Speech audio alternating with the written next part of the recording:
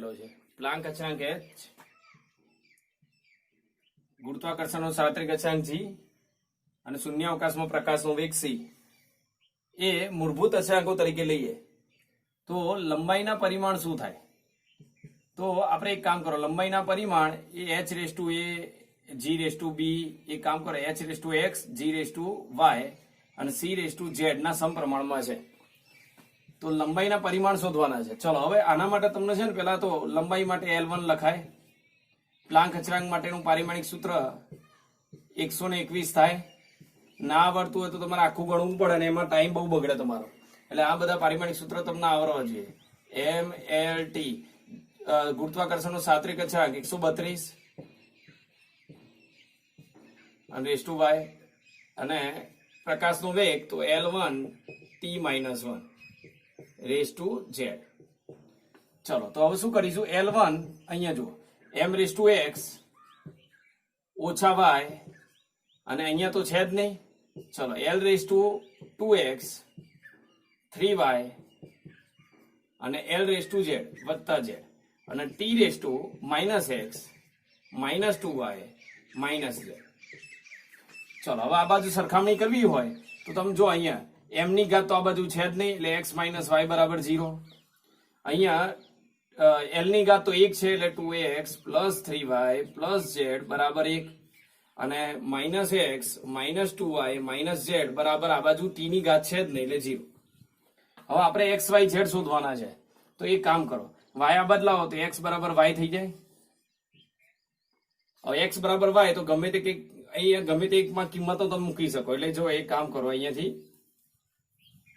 આ બેમાં લૂપ લઈ લઈએ. 2x + 3y + z બરાબર 1 અને આ -x -2y - z બરાબર 0. તો આ z કેન્સલ. અહીંયા કેટલા થાય? x 3 માંથી 2 જાય તો y અને આ તો કેન્સલ થઈ ગયા એટલે 1. તો x + y બરાબર 1 થયા. હવે આ તો બે સરખા છે એટલે x અને y ની જગ્યાએ x બરાબર 1 તો 2x બરાબર 1 તો x બરાબર 1/2 એટલે x ની કિંમત 1/2 થઈ તો y ની કિંમત પણ, અને તેથી y ની કિંમત પણ બે સરખા છે એટલે 1/2 થાય. ચલો x અને y ની કિંમત 1/2 થઈ, z ની કિંમત શું થાય? ગમે તે સમીકરણનો ઉપયોગ કરી લો અહીંયાથી. તો જો હું આનો ઉપયોગ કરું છું તો આ x ની કિંમત 1/2, y ની કિંમત 1/2 એટલે જો અહીંયા 1/2. અહીંયા એક કામ કરો, x ની કિંમત 2 1/2, y ની કિંમત 3 1/2 વત્તા z અને બરાબર 1. ચલો તો આ બે કેન્સલ, એક થાય એક આ બાજુ એટલે અહીંયા 3/2 વત્તા z બરાબર 1 અને આ એક આ બાજુ આવશે એટલે -1 એટલે 1 - 1 એટલે 0 તો z બરાબર હવે 3 આ બાજુ આવે એટલે -3/2 અને માટે x y z ની કિંમત મૂકી દો તો શું સ્થિતિ થાય? તો L બરાબર, ચલો h ની કિંમત એટલે 1/2, g ની કિંમત y એટલે 1/2, x એ 1/2 y એ 1/2 અને z ની જગ્યાએ c ની જગ્યાએ c બરાબર -3/2. ધ્યાનથી જોજો આને કેવી રીતે લખાય. તો આ 1/2 1/2 એટલે હું આ રીતે લખીશ અને આ માઇનસ ઘાત છે છેદમાં લઈ લો એટલે આવો આન્સર આવશે. અને કયો આન્સર છે ઓપ્શનમાં જુઓ તો ઓપ્શનમાં c આન્સર છે. જો આગળનો ક્વેશ્ચન શું આપે છે? બે કાર છે p અને q, બંનેના એક જ સમયે સુરેખ માર્ગ પર ગતિ શરૂ કરે છે. બંનેના t સમયે સ્થાન at + bt² અને q નું સ્થાન t સમયે ft - t². તો કયા સમયે બંનેના વેગ સમાન થશે? તો બંનેના વેગ સમાન એટલે વેગ લાવો અને પછી વેગને સમાન કરો. તો જો આનો વેગ લાવવો હોય t સમયનો વેગ તો સમયની સાપેક્ષે વિકલન તો અહીંયા a થઈ જાય અને અહીંયા 2bt થઈ જાય. ચલો આનો સમયની t સમય વેગ લાવવો હોય તો આ f થઈ જાય અને આ -2t થઈ જાય. કયા સમયે વેગ સરખા? તો વેગ સરખા એટલે બે સરખા ધારી લો. ચલો તો આ બાદ શું લખાશે? a + 2bt અને આ બાદ શું લખાશે? f - 2t. હવે એક કામ કરો, આ 2t આ બાદ લઈ લો, f 2bt -2t sorry +2t અને a આ બાદ લાવો એટલે f - a. ચલો હવે આમાંથી કોમન શું નીકળે? t કોમન કાઢી લો તો f - a અને જો અહીંયા t કોમન કાઢી લીધો એટલે 2b + 2 હવે 2 કોમન કાઢી લો એટલે f - a 2 કોમન b + 1. તો આન્સર શું આવે જુઓ તો ઓપ્શનમાં આન્સર બી આન્સર આવશે. Answer number B. જો આગળનો ક્વેશ્ચન શું આપેલો છે તો આકૃતિમાં દર્શાવ્યા મુજબ, હું આકૃતિ છે ને અહીંયા દોરેલી છે, ફરીથી હું અહીંયા દોરું છું. આકૃતિમાં દર્શાવ્યા મુજબ કોઈ કણનો પ્રવેગ એ 15 મીટર પ્રતિ સેકન્ડ છે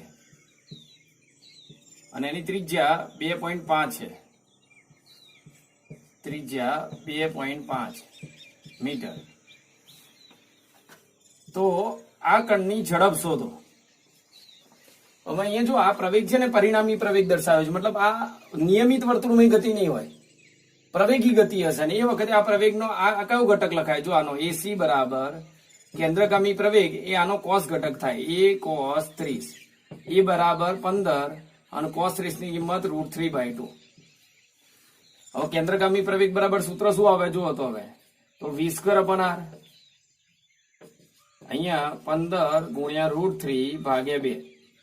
ચલો હવે તો v બરાબર v² બરાબર 15 ગુણ્યા √3/2 અને r છે એ પણ 2.5 ગુણાકારમાં લઈ લીધો અને પછી એનું વર્ગમૂળ, તો v બરાબર √15 ગુણ્યા √3 ગુણ્યા 2.5 અને ભાગ્યા 2. હવે આનો તમે આન્સર લાવો તો એ તમારું લગભગ કેટલો આવશે? તો 5.7 મીટર પ્રતિ સેકન્ડ. એટલે જુઓ તો ઓપ્શનમાં આન્સર કયો આપે છે? સી આન્સર આવશે, આન્સર નંબર સી. જો આગળનો ક્વેશ્ચન શું આપેલો છે તો આકૃતિમાં દર્શાવ્યા મુજબ, હું આકૃતિ છે ને અહીંયા દોરેલી છે, ફરીથી હું અહીંયા દોરું છું. આકૃતિમાં દર્શાવ્યા મુજબ કોઈ કણનો પ્રવેગ એ 15 મીટર પ્રતિ સેકન્ડ છે અને એની ત્રિજ્યા 2.5 છે. ત્રિજ્યા 2.5 મીટર. તો આ કણની ઝડપ શોધો.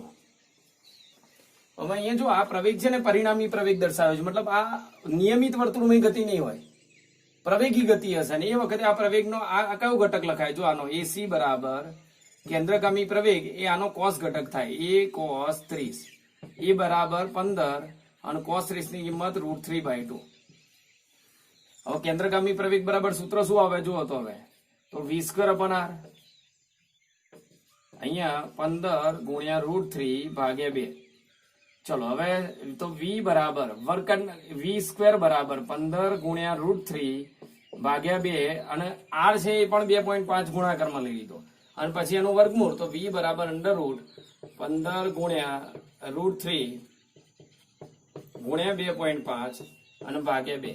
હવે આનો તમે આન્સર લાવો તો એ તમારું લગભગ કેટલો આવશે? તો 5.7 મીટર પ્રતિ સેકન્ડ.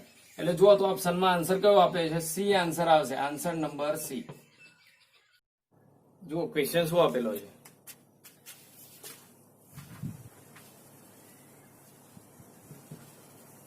ચારસો મીટર પ્રતિ સેકન્ડના વેગથી ગતિ કરતી એક ગોળી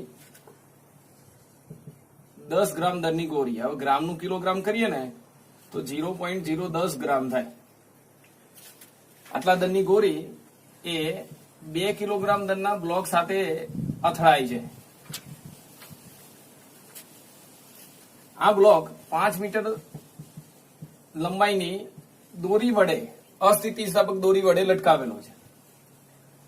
બ્લોક એ 10 સેન્ટીમીટર જેટલું ઉધ્વ સ્થાનાંતર અનુભવે છે. જો ગુરુત્વ કેન્દ્ર 10 સેન્ટીમીટર જેટલું ઉધ્વ જાય છે એટલે 10 સેન્ટીમીટર નું મીટર કરીએ તો 10⁻1 મીટર થાય. એટલે આ -2 અને +1 એટલે 10⁻1 તો 0.1 લખાય, જે લખવું હોય તમારે. અને અહીંયા બ્લોકમાંથી સંક્ષિપ્ત દિશામાં ગોળી બહાર આવે ત્યારે એનો વેગ કેટલો, એટલે ગોળીનો વેગ કેટલો એ આપણે ગણવાનો છે. બરોબર, બુલેટનો વેગ કેટલો એ આપણે ગણવાનો. બરોબર, બ્લોકનો વેગ. ચલો તો આકૃતિ પેલા દોરી દઈએ એટલે ખ્યાલ આવી જાય તમને. અહીંયા જો 5 મીટર લાંબી એક દોરી છે. આ દોરીના છેડે L બરાબર 5 મીટર, એના છેડે તમે અહીંયા 2 kg નો બ્લોક લટકાવેલો છે. અહીંયાથી ગોળી 400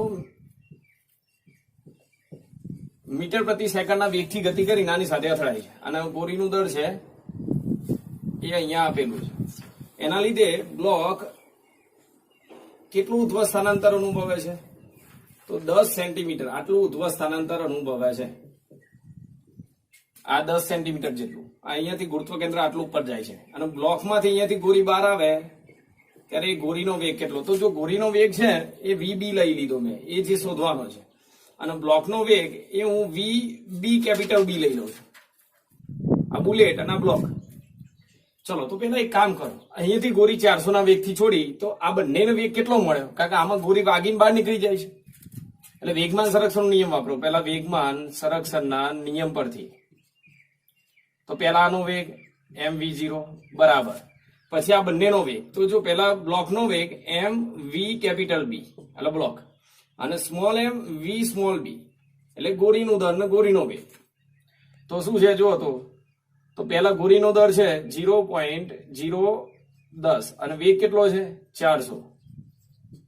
બ્લોકનું દર કેટલું છે 2 kg અને બ્લોકનો વેગ, તો બ્લોકનો વેગ આપણે આપેલો નથી તો આપણે શોધવો પડશે. અને અહીંયા ગોળીનો 0.010 જે અહીંયા આપેલું છે અને ગોળીનો વેગ પણ છે નહીં, અથડામણ પછી વેગ કેટલો જે શોધવાનો છે. અહીં કેટલા થાય ગુણાકાર કરો તો 4 VB 0.010 V સ્મોલ b. આ સમીકરણ નંબર 1.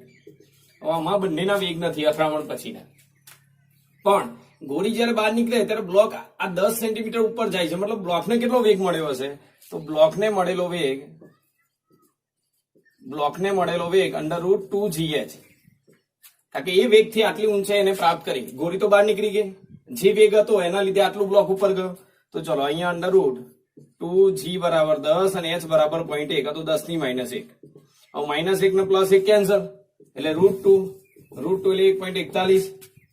તો બ્લોકને મળેલો વેગ એ 1.41 મીટર પ્રતિ સેકન્ડ થાય. તો એ સમીકરણ 1 માં મૂકી દો. સમીકરણ 1 પરથી એટલે બહાર આવતી ગોળીનો વેગ આમાંથી મળી જશે. તો 4 2 1.41 વત્તા 0.01 VB. તો 4 અને આ બાજુ લઈ લો, તો જો આ પેલા ગુણી નાખીશું તો 2.82 થશે બરાબર 0.01 VB. હવે 4 માંથી 2.82 બાદ કરો એટલે 1.18 આવશે અને અહીંયા નીચે 0.01 VB. તો VB બરાબર 118, કારણ કે આ ભાગ્યા 100 થાય ને 100 ગુણાઈ જાય, કાં તો આના ભાગ્યા 100 આના ભાગ્યા 100, બે પોઈન્ટ કાઢ નાખો એટલે 100 ઉડી જાય એટલે 118 આવે મીટર પ્રતિ સેકન્ડ. તો જો ઓપ્શનમાં આન્સર કેટલો આવે તો 118 તો છે ને, તો એના નજીકનો આન્સર 120 છે, એટલે આન્સર નંબર 120 એટલે એ આવશે 120 મીટર પ્રતિ સેકન્ડ. આ ગોળીનો વેગ આટલો થશે. જો આગળની રકમ શું આપી છે? એક કણ પર 4I વત્તા 3J ન્યૂટન જેટલું બળ લાગતા તે કણ બિંદુ -2I વત્તા 5J મીટરથી 4J વત્તા 3K મીટર જેટલું સ્થાનાંતર અનુભવે છે. તો આ બળ વડે તે કણ પર થતું કાર્ય શોધો. હવે અહીંયા શું કરવું પડે ધ્યાનથી જોજો. તો કાર્ય W બરાબર બળ ઇન્ટુ સ્થાનાંતર. સ્થાનાંતરમાં શું કરવું પડે? તો જો બળ પહેલા લખી દો અહીંયા 4I વત્તા 3J અને સ્થાનાંતર એટલે તફાવત R2 - R1 એટલે આમાંથી આ બાદ એટલે 4J વત્તા 3K એમાંથી ઓછા આ બાદ એટલે જો ઓછા ઓછા વત્તા 2J 2I અને વત્તા ઓછા ઓછા 5J, કારણ કે આ આગળનું માઇનસ અહીંયા જો R2 - R1 થાય એટલે આમાંથી આ બાદ થાય એટલે આવું થાય. તો શું થશે? જો 4I વત્તા 3J અને અહીંયા શું વધશે જોજો. તો 2I લખી દો પેલા, પછી 4J અને -5 એટલે ઓછા છે અને વત્તા 3K. હવે અદિશ ગુણાકાર કોનો થાય? તો I નો I સાથે J નો J સાથે, K સાથે કોઈનો ગુણાકાર ના થાય, કારણ કે I into K 0 થઈ જાય, J into K 0 થઈ જાય. તો જો I into I 1 અને 4 ગુણ્યા 2 એટલે 6, J into J 1 અને 3 ગુણ્યા 1 એટલે -3. સોરી 4 દુ 8 થાય એટલે અહીંયા 8 થાય. 8 માંથી 3 જાય તો કેટલો આવશે? 5 જૂલ કાર્ય આવશે. એટલે આન્સર શું આવશે? જો તો ઓપ્શનમાં આન્સર નંબર A આવશે 5 જૂલ. જો આગળનો ક્વેશ્ચન શું આપે છે? બે સમાન ગોળાઓ A અને B એ 0.5 મીટર પ્રતિ સેકન્ડ અને બી -3.3 મીટર પ્રતિ સેકન્ડના વેગથી ગતિ કરે છે અને સ્થિતિસ્થાપક સંઘાત અનુભવે છે. સ્થિતિસ્થાપક સંઘાત અનુભવે છે. તો અથડામણ બાદ બંનેના વેગ શું થાય? હવે જો બંને સમાન ગોળાઓ છે, બે સમાન ગોળાઓ એ અને બી, અથડામણ થાય, સ્થિતિસ્થાપક સંઘાતમાં વેગ ના બદલાય, ખાલી બંનેનો વેગ, કુલ વેગ એટલો જ રહે, પણ જે વેગની એટલા બદલી થાય, આનો વેગ આનો મળે અને આનો વેગ આનો મળે. એટલે શું થાય? અથડામણ પછી એનો વેગ -0.3 મીટર પ્રતિ સેકન્ડ થઈ જાય અને બી નો વેગ 0.5 મીટર પ્રતિ સેકન્ડ થઈ જાય. એટલે આન્સર શું આવે? -0.3 મીટર પ્રતિ સેકન્ડ એનો વેગ અને બી નો વેગ 0.5 મીટર પ્રતિ સેકન્ડ. વેગની એટલા બદલી થાય. હવે જો રકમમાં ભૂલ આપી છે, શું લખ્યું? બી અને એનો વેગ. બી અને એનો વેગ નહીં, અથડામણ બાદ ગોળા એ અને બી નો વેગ, તો એનો વેગ -0.3, બી નો 0.5. એટલે ઓપ્શનમાં આન્સર નંબર કયો આવશે? એ. જો આગળ ક્વેશ્ચન શું આપેલો છે? એક હલકા સરિયા, હલકો એટલે એને દર રહિત ગણી શકાય. સરિયાને લંબાઈ સ્મોલ એલ છે, એટલે આ સરિયાની લંબાઈ સ્મોલ એલ. એના બે છેડે M1 M2 દરના પદાર્થ લગાવેલા છે, તો મૂકેલા છે. આ સરિયાની લંબાઈને લંબ અને એક દ્રવ્યમાન કેન્દ્રમાંથી પસાર થતી અક્ષને અનુલક્ષીને જડત્વની ચાક માત્રા ગણો. સરિયાની લંબાઈને લંબ અને દ્રવ્યમાન કેન્દ્રમાંથી પસાર થતી અક્ષને અનુલક્ષીને જડત્વની ચાક માત્રાઓ યાદ રાખો. તો એક તો સરિયો દર રહિત છે, એટલે સરિયાની તો જડત્વની ચાક માત્રા ગણવાની નહીં. આ પ્રથમ પદાર્થ એનું અંતર કેટલું ગણાય? R1, અને બીજા પદાર્થનું અંતર કેટલું ગણાય? R2. હવે તમને આ કોન્સેપ્ટ ખબર હોવો જોઈએ. આ પદાર્થનું અંતર કેટલું? તો R1 બરાબર, કોઈ અક્ષને અનુલક્ષીને બે પદાર્થો ચાક ગતિ કરતા હોય તો કેન્દ્રથી, દ્રવ્યમાન કેન્દ્રથી એનું અંતર, તો M2 કુલ અંતર, એટલે જે લંબાઈ L, નીચે બંનેનું દરનો સરવાળો. પહેલા પદાર્થનું અંતર બરાબર બીજાનું દર ગુણ્યા કુલ અંતર, એટલે લંબાઈ, અને નીચે બંનેનો દર. ચલો, એટલે બીજા માટે લખવો શું લખાય? તો M1L અપન M1 પ્લસ M2. આ દ્રવ્યમાન કેન્દ્રના સ્થાન સદિશના સૂત્રનો ઉપયોગ કરીને આ લાવી શકાય. હવે આગળ જો. હવે જડત્વની ચાક માત્રા I બરાબર પહેલા પદાર્થની M_R1 સ્ક્વેર, બીજા પદાર્થની M_R2 સ્ક્વેર. બરોબર. ચલો, R1 R2 ની કિંમત મૂકી દઈએ. M1 R1 ની કિંમત એટલે વર્ગ કરવું પડશે. M2 સ્ક્વેર L સ્ક્વેર નીચે M1 વત્તા M2 નો સ્ક્વેર વત્તા, ચલો, M2 અને R2 નો સ્ક્વેર, એટલે આનો વર્ગ કરવું પડશે. M1 સ્ક્વેર L સ્ક્વેર નીચે M1 પ્લસ M2 નો સ્ક્વેર. ચલો, હવે આમાંથી કોમન શું નીકળશે? M1 M2 L કોમન કાઢીએ. M1 M2 L square common. M1 common કાઢ્યો, M2 કોમન કાઢ્યો, L square common. M1 L2 અને M1 M2 અને L સ્ક્વેર કોમન. તો વધ્યું શું? અહીંયા M2 વધ્યો અને અહીંયા શું વધ્યું? M1 વધ્યો. નીચે તો બંનેના M1 પ્લસ M2 નો સ્ક્વેર, M1 એટલે લસા લઈ લઈએ ડાયરેક્ટ સીધો આ રીતે. હવે જો આ M1 વત્તા M2 એક વખત અને આ બે વખત છે, એટલે આ એક વખત કેન્સલ થઈ જાય. તો વધ્યું શું? M1 M2L અપન M1 plus M2 sorry L square. એટલે આન્સર શું આવશે? જુઓ તો ઓપ્શનમાં, તો આન્સર નંબર C આવશે. M1 M2 L square અપન M1 plus M2. જો આગળનો ક્વેશ્ચન શું આપે છે? M દરનો એક ઉપગ્રહ પૃથ્વીની સપાટીથી h ઊંચાઈએ, આ પૃથ્વી છે, એની ત્રિજ્યા r અને એની સપાટીથી h ઊંચાઈએ પરિભ્રમણ કરે છે અહીંયા, અને પૃથ્વીનો ગુરુત્વ પ્રવેગ સપાટી પર g0 છે, એટલે અહીંયા ગુરુત્વ પ્રવેગ g0 છે. તો આ કક્ષામાં ઉપગ્રહની કુલ ઉર્જાનું સૂત્ર g0 ના પદમાં લાવવાનું છે. હવે જો કુલ ઉર્જાનું સૂત્ર શું થાય? કુલ ઉર્જા બરાબર -GMEM અપન 2RE. આ કુલ ઉર્જાનું સૂત્ર છે. 2R સોરી, અહીંયાથી એનું અંતર લખવું પડે, તો આ અંતર છે R અંતરે હોય તો R લખવું પડે. આપણે g0 ના પદમાં સૂત્ર લાવવું હોય સપાટી પર ગુરુત્વ પ્રવેગ, તો જો પેલા શું કરીશું? અહીંયા -GME RE સ્ક્વેર વડે ભાગી નાખીશું, RE સ્ક્વેર વડે ગુણી નાખીશું, અને નીચે R ની જગ્યાએ અંતર R બરાબર RE પ્લસ H લખાય. કેમ એવું કર્યું? કારણ કે સપાટી પરનો ગુરુત્વ પ્રવેગનું સૂત્ર લાયા, એટલે જો શું થઈ ગયું? -mg0 RE square અપન 2 RE plus H. એટલે આવું આન્સર આવશે. અને આ આન્સર એટલે કયો આન્સર આવે જો તો ઓપ્શનમાં ડી આન્સર આવશે, ડી -mg re²/2re+h. રકમ શું આપી છે? એમ દરનો એક સખત બોલ છે, એ આકૃતિમાં દર્શાવ્યા મુજબ દિવાલ સાથે સાઈડના ખૂણે અથડાઈને, જો આકૃતિ આપેલી છે હું ફરીથી દોરું છું, અહીંયા સાઈડના ખૂણે અથડાઈને પરાવર્તન પામે છે અને તેના વેગમાં કોઈ ફેરફાર થતો નથી. તો દિવાલ વડે બોલ પર લાગતું બળનો આઘાત શોધો. હવે બળનો આઘાત શોધવો હોય, બળનો આઘાત તો F × ΔT બરાબર વેગમાનમાં થતો ફેરફાર. વેગમાનમાં થતો ફેરફાર P2 - P1 આ રીતે લેવો પડે. તો તમે જુઓ અહીંયા આનું વેગમાન આમ છે, આ P2 અને P1 આમ છે, તો આના કેટલા ઘટક મળે? 2 ઘટક મળે. જો અહીંયા એક આમ અને એક આમ, ધ્યાનથી જોજો. હવે જો આ ઝેડ આકાર એટલે આ સાઈડનો ખૂણો બને, એટલે આ વેગમાન mv cos સાઈડ લખાય અને આ mv sin સાઈડ લખાય. એ રીતે આની દિશામાં આ દિશા આ તરફ છે, આમ P2 ની, તો આમ લખાય અને આમ લખાય. આમ દિશા હોય તેનો એક આમ ઘટક ને એક આમ ઘટક. ઝેડ આકાર એટલે આ ખૂણો સાઈડ નો બને, એટલે આ mv cos સાઈડ અને આ mv sin સાઈડ.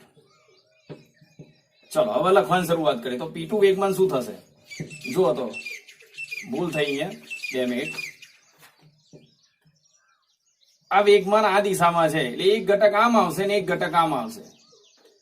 સાઈડ નો ખૂણો કયો બનશે? જો આ આમ છે એટલે આ રેખા સાથે સમક્ષિતિજ, એટલે અહીંયા સાઈડ નો ખૂણો બને, એટલે આ mv cos સાઈડ અને આ mv sin સાઈડ. ચલો હવે એક કામ કરો, આ P2 ના વેગમાન આપણે લખી નાખીએ. તો હું લખું mv cos side i cap, અને આ દિશામાં છે એટલે ઋણ દિશામાં એટલે -i કેપ. ચલો આને શું લખાય? આ ઋણ y દિશામાં છે એટલે -mv sin side j cap minus, હવે P1 ની કિંમત ઓછા P1 ની કિંમત. તો માઇનસ ચિહ્ન હું બદલતો જઈશ, ધ્યાનથી જોજો. આ માઇનસ છે અને P1 ની કિંમત. હવે P1 માં હું પેલા આ લખું x દિશામાં, તો આ ધન x દિશામાં છે અને પાછો આગળનો minus mv cos side i cap. આમ ધન દિશામાં એટલે પ્લસ અને પાછો આગળ આનો માઇનસ આવી ગયો. ચલો હવે આ ઋણ y દિશામાં છે અને આગળ માઇનસ એટલે પ્લસ થઈ જશે, એટલે plus mv sin side j cap.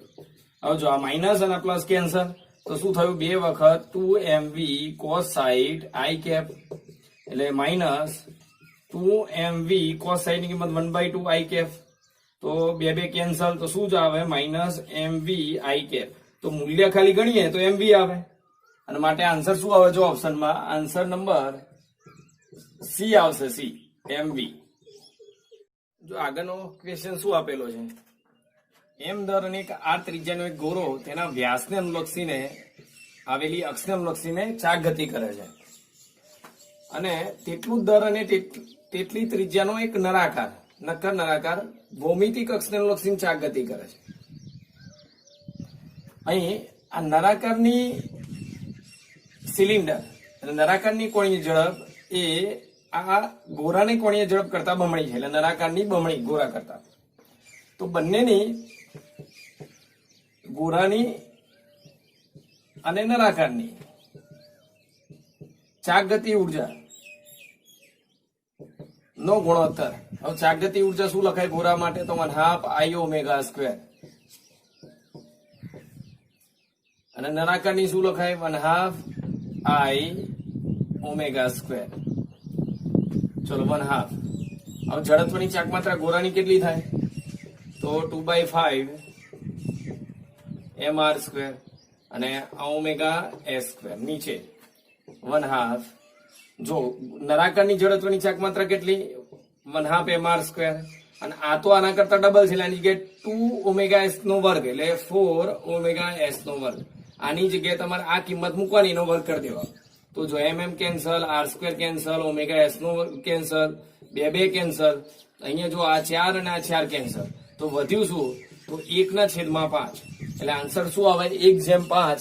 એટલે ઓપ્શનમાં જો આન્સર કયો આપ્યો છે? ડી, 1/5. આગળનો ક્વેશ્ચન શું આપેલો છે? ચાક ગતિ કરતા 2 પદાર્થો A અને B જેમના દર m અને 2m છે. જડત્વની ચાક માત્રા IA અને IB છે. અહીં B ની જડત્વની ચાક માત્રા જો રકમમાં સંજ્ઞા આપેલી છે, B ની જડત્વની ચાક માત્રા એ કરતા વધારે છે. જો બંનેની ચાક ગતિ ઉર્જા સમાન હોય તો કોણીય વેગમાનનો સંબંધ શું આવે? કોણીય વેગમાન LA અને LB વચ્ચેનો સંબંધ જે આપણે મેળવવાનો છે. ચલો તો એક કામ કરો, ચાક ગતિ ઉર્જાનું સૂત્ર શું થાય? K બરાબર L²/2I. જેમ પેલું રેખીય ચાક ગતિ ઉર્જા હોય તો P²/2m, તો કોણીય ચાક ગતિ ઉર્જા હોય એટલે તો L²/2I. રેખીય વેગમાનની જગ્યાએ કોણીય વેગમાન દરની જગ્યાએ I. ચલો ચાક ગતિ ઉર્જા સમાન કીધી છે એટલે આ છે L²/2I. તો L અને L² અને I નો સંબંધ કેવો આવ્યો? સમપ્રમાણનો. તો એનો મતલબ શું થયો? B ની જડત્વની ચાક માત્રા વધારે તો B નું કોણીય વેગમાન પણ વધારે થાય. સમપ્રમાણનો સંબંધ છે. જેની જડત્વની ચાક માત્રા વધારે એનું કોણીય વેગમાન વધારે. એટલે આન્સર શું આવે જો તો ઓપ્શનમાં? તો એ આન્સર આવશે. Answer number A. જો આગળનો ક્વેશ્ચન શું આપ્યો છે? પૃથ્વીની ત્રિજ્યા R હોય તો આ પૃથ્વીની ત્રિજ્યા R છે તો કેન્દ્રથી શરૂ કરીને જુદા જુદા અંતરે ગુરુત્વ પ્રયોગમાં થતો ફેરફાર નો આલેખ નીચેનામાંથી કયો હશે? એટલે આલેખ આપણે પસંદ કરવાનો છે. તો આપણે પહેલા જુઓ ગુરુત્વ પ્રવેગનું અંદરના બિંદુએ સૂત્ર, સપાટી પર સૂત્ર અને બહાર ગુરુત્વ પ્રવેગ કેટલો હોય એ આપણે લખી નાખીએ. તો ગુરુત્વ પ્રવેગ G બરાબર શું સૂત્ર છે? G_me/r². બહારના બિંદુએ R અંતરે હોય તો સપાટી પર ત્રિજ્યા RE હોય એટલે G_me ત્યાં ગુરુત્વ પ્રવેગ લખાય G_me/r². અને અંદરના બિંદુએ સૂત્ર છે ગુરુત્વ પ્રવેગનું G બરાબર G_me/r² small r. Sorry r³ small r. તો જો G નો અંદરના બિંદુએ સંબંધ સમપ્રમાણનો, અહીંયા ગુરુત્વ પ્રવેગ મહત્તમ અને અચર, અને અહીંયા ગુરુત્વ પ્રવેગનો r સાથે સંબંધ વ્યસ્ત પ્રમાણનો. તો આલેખ કેવો બને? ગુરુત્વ પ્રવેગ વિરુદ્ધ અંતરનો આલેખ કયો બનશે જુઓ તો પહેલા સમપ્રમાણનો સંબંધ, પછી સપાટી પર મહત્તમ એટલે અહીંયા r બરાબર કેપિટલ R, અને પછી બહારના બિંદુએ વ્યસ્ત પ્રમાણનો સંબંધ એટલે અતિવલય. એટલે આલેખ આ આવશે. એટલે આન્સર નંબર કયો થાય? તો ડી આન્સર આવશે. આન્સર નંબર જો ઓપ્શનમાં આન્સર ડી થશે. હવે જો આગળની રકમ શું આપી છે? 3 ધ્વનિ તરંગો સમાન કંપવિસ્તાર વાળા 3 ધ્વનિ તરંગોની આવૃત્તિ n-1, n અને n+1 છે. સંપાતીકરણને લીધે સ્પંદ ઉત્પન્ન થાય એટલે મહત્તમ કંપવિસ્તાર, અવાજ મહત્તમ બને. તો એક સેકન્ડમાં ઉદ્ભવતા સ્પંદની સંખ્યા મતલબ મહત્તમ કેટલો અવાજ ઉત્પન્ન થાય, પ્રબળતા કેવી વધે? ચલો તો એ તો તમને ખબર છે. એક સેકન્ડમાં સ્પંદની સંખ્યા એટલે બેનો તફાવત એટલે F2 - F1. પેલા આ રીતે લઈએ. ચલો પેલો તો બેનો તફાવત લઈએ તો n અને એમાંથી n-1 બાદ એટલે -n+1. અંદર માઇનસ માઇનસ પ્લસ થઈ ગયા. આ બે કેન્સલ તો એક ઉત્પન્ન થયો. ચલો પછી આ બેનો તફાવત લઈએ F3 - F2 તો n+1 - n કેન્સલ તો 1 અને F3 - F1 એટલે આનો નાનો તફાવત આ બે લઈએ તો n+1 ઓછા n પ્લસ થઈ જાય એટલે જો n કેન્સલ, આમાંથી આ બાદ એટલે અહીંયા માઇનસ અહીંયા પ્લસ થઈ જશે તો કેટલા થાય? 2. તો મહત્તમ સ્પંદ કેટલા ઉત્પન્ન થાય? 2. એટલે આન્સર નંબર 2 આવે. એટલે ઓપ્શનમાં જુઓ તો આન્સર નંબર બી એટલે 2 જવાબ આવશે. આન્સર 2 આવશે. જો આગળની રકમ શું આપી છે? એક ખુલ્લી ઓર્ગન પાઇપ ના દ્વિતીય ઓવરટોન ઓપન પાઇપ નો દ્વિતીય ઓવરટોન એ L મીટર લાંબી લંબાઈની લાંબી બંધ ઓર્ગન પાઇપના પ્રથમ ઓવરટોન જેટલી, એટલે બંધ પાઇપના પ્રથમ ઓવરટોન જેટલી હોય એટલે બંને સરખી હોય તો ઓપન પાઇપની લંબાઈ કેટલી? ફરીથી એક ખુલ્લી એટલે ઓપન ઓર્ગન પાઇપની દ્વિતીય ઓવરટોનની આવૃત્તિ એ L લંબાઈની બંધ પાઇપની પ્રથમ ઓવરટોન જેટલી છે. હવે જો દ્વિતીય ઓવરટોન બરોબર સૂત્ર બરોબર ચેક કરી લેજો. ઓપન પાઇપનું દ્વિતીય ઓવરટોન એટલે તૃતીય હાર્મોનિક, અને ઓપન પાઇપ માટે શું લખાય? 3V/2L. તૃતીય હાર્મોનિક એટલે 3 V/2L મૂળભૂતના 3 ગણા. હવે જો બંધ પાઇપમાં પ્રથમ ઓવરટર્ન તો પેલા 0 ઓવરટર્ન હોય એટલે મૂળભૂત, પછી પ્રથમ ઓવરટર્ન એટલે તૃતીય હાર્મોનિક, એટલે આમાં 3V અપન, બંધ પાઇપ માટે 4L. આમાં તૃતીય હાર્મોનિક, આમાં તૃતીય હાર્મોનિક, પણ ઓપન પાઇપ માટે V/2 એટલે આમાં V/4L. ચલો 3 કેન્સલ. આ લંબાઈ આપણે શોધવાની હતી ઓપન પાઇપની. V કેન્સલ, તો L0 બરાબર ઉપર 2 જશે, L0 ઉપર આવશે, 4L આમ જશે એટલે 4L/2. બરોબર, ધ્યાનથી જુઓ, ઓપન પાઇપની લંબાઈ શોધવાની હતી, 4L આમ, તો 4L/2 એટલે 2L લંબાઈ આવશે. ક્લોઝ પાઇપ કરતા ડબલ લંબાઈ થશે. તો ઓપ્શનમાં જુઓ તો આન્સર કયો આવશે? ડી આન્સર આવશે, ડી. ડી બરાબર 2. તો આગળ રકમ શું આપી છે? કોઈક વસ્તુનું તાપમાન 3T માંથી 2T થતા લાગતો સમય 10 મિનિટ છે. ઓરડાનું તાપમાન એ TS બરાબર T છે. તો ન્યૂટનના શીતળના નિયમનું પાલન થતું હોય તો બીજી 10 મિનિટમાં તે વસ્તુનું તાપમાન કેટલું થશે? T ડેશ, જે આપણે શોધવાનું છે. ચલો, તો પ્રથમ 10 મિનિટ માટે ન્યૂટનના શીતળનો નિયમ વાપરીએ. પ્રથમ 10 મિનિટ માટે ધ્યાનથી જોજો. ન્યૂટનની શીતળનો નિયમ શું છે? Delta T/dt minus K dash T minus TS. હવે ડેલ્ટા T એટલે શું? તાપમાનનો તફાવત. તો જો આ બેનો તફાવત, અંતિમ માઇનસ પ્રારંભિક, છેદમાં સમય 10 મિનિટ, માઇનસ K ડેશ, અને T એટલે સરેરાશ તાપમાન. સરેરાશ એટલે બેનો સરવાળો ભાગ્યા 2 એટલે 5T ભાગ્યા 2 ઓછા TS. અને સરેરાશ ઓરડાનું તાપમાન એટલે પરિસરનું તાપમાન T છે એટલે આપણે T લખી દઈએ. ચલો, આ કેટલું થશે? -T/10 માઇનસ K ડેશ, અને 2 નો લસા લો તો 2T અને 5T એટલે 5 માંથી 2 જાય તો 3T/2. T કેન્સલ, 2 ઉપર જશે, K ડેશ બરાબર માઇનસ માઇનસ પ્લસ, 2 ઉપર જાય અને 3 નીચે એટલે 10 ને 3 30 થઈ જશે. તો K ડેશ આવી ગયો. હવે બીજી 10 મિનિટ માટે, ચલો બીજી 10 મિનિટમાં ન્યૂટનની શીતળનો નિયમ વાપરીએ. અહીંયા જો તો ડેલ્ટા T એટલે તફાવત આ બંનેનો, તો T dash minus 2T અપન 10 minute minus K dash, અને અહીંયા 2 નો સરેરાશ. જો T ની જગ્યાએ 2 નો સરવાળો ભાગ્યા 2 એટલે T ડેશ વત્તા 2T ભાગ્યા 2 ઓછા પરિસરનું તાપમાન TS ની જગ્યાએ T. હવે શું કરીશું? તો જો અહીંયા T ડેશ માઇનસ 2T અપન 10 અને માઇનસ K ડેશ ની કિંમત કેટલી છે? માઇનસ અને 2/30.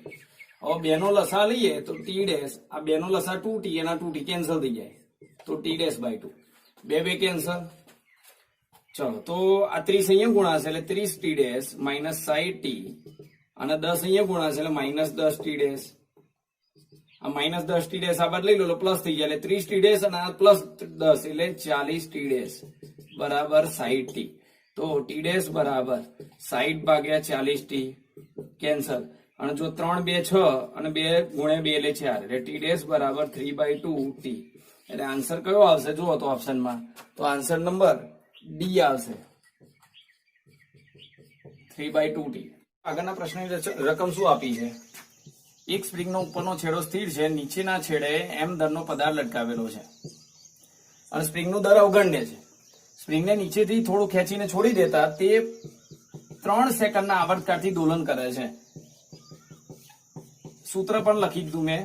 હવે લખ્યું છે આ સ્પ્રિંગના છેડે 1 kg દર વધારતા, એટલે દર m હતું એમાં 1 વધારી દીધું એટલે m+1 કહેવાય, અને ત્યારે આવર્તકાળ 5 સેકન્ડ થાય છે. દર તમે ફરીથી સૂત્ર અહીંયા લખી દઉં, આવર્તકાળ 5 સેકન્ડ બરાબર 2π √m+1/k. દર 1 કિલોગ્રામ વધારે તો દર m નું મૂલ્ય કેટલું થાય આપણે ગણવાનું છે. ચલો, તો એક કામ કરો, આ 3/2π લખાય √m/k, અને આ બાજુ 5/2π લખાય √m+1/k. તો વર્ગમૂળ કાઢી નાખો તો 9/4π² બરાબર m/k, અને અહીંયા થાય 25/4π² m+1/k. એટલે એનો મતલબ એવો થયો કે તમે અહીંયા વર્ગમૂળ કાઢી નાખો એટલે વર્ગ થાય, આ બાજુ વર્ગમૂળ અહીંયા વર્ગ થાય. હવે એક કામ કરો, તો k ની કિંમત અહીંયાથી કરતા બનાવો m/, જો k ને ઉપર લઈ ગયા નીચે, આ ગુણાકારમાં નીચે એટલે 4π² m/9. આ k ની કિંમત તમે આમાં મૂકી દો એટલે 25 pi square 4 pi square m plus 1 અને k ની કિંમત મૂકીએ તો 4 પાઈ સ્ક્વેર m 9 ઉપર ગુણાકારમાં જાય તો 4 પાઈ સ્ક્વેર કેન્સલ. ચલો તો આ ગુણી નાખો તો 9 25m બરાબર 9m પ્લસ 9.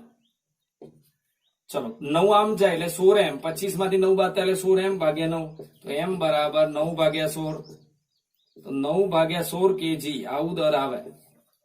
એટલે ઓપ્શનમાં જો તો આન્સર શું આવશે 9/16 આવશે 9/16 kg. જો આગળનો ક્વેશ્ચન શું આપે છે બે આદર્શ પદાર્થ એક એવા દ્રવ્યમાંથી બનેલા છે કે જેની ઉષ્માધારિતા તાપમાન સાથે વધે છે. હવે એક પદાર્થની તાપમાન 100 ડિગ્રી સેલ્સિયસ છે અને બીજા પદાર્થનું તાપમાન 0 ડિગ્રી સેલ્સિયસ છે. હવે બંને પદાર્થને એકબીજાના સંપર્કમાં લાવવામાં આવે તો ઉષ્માનો વ્યય થતો નથી તો એ વખતે એનું સામાન્ય તાપમાન કેટલું.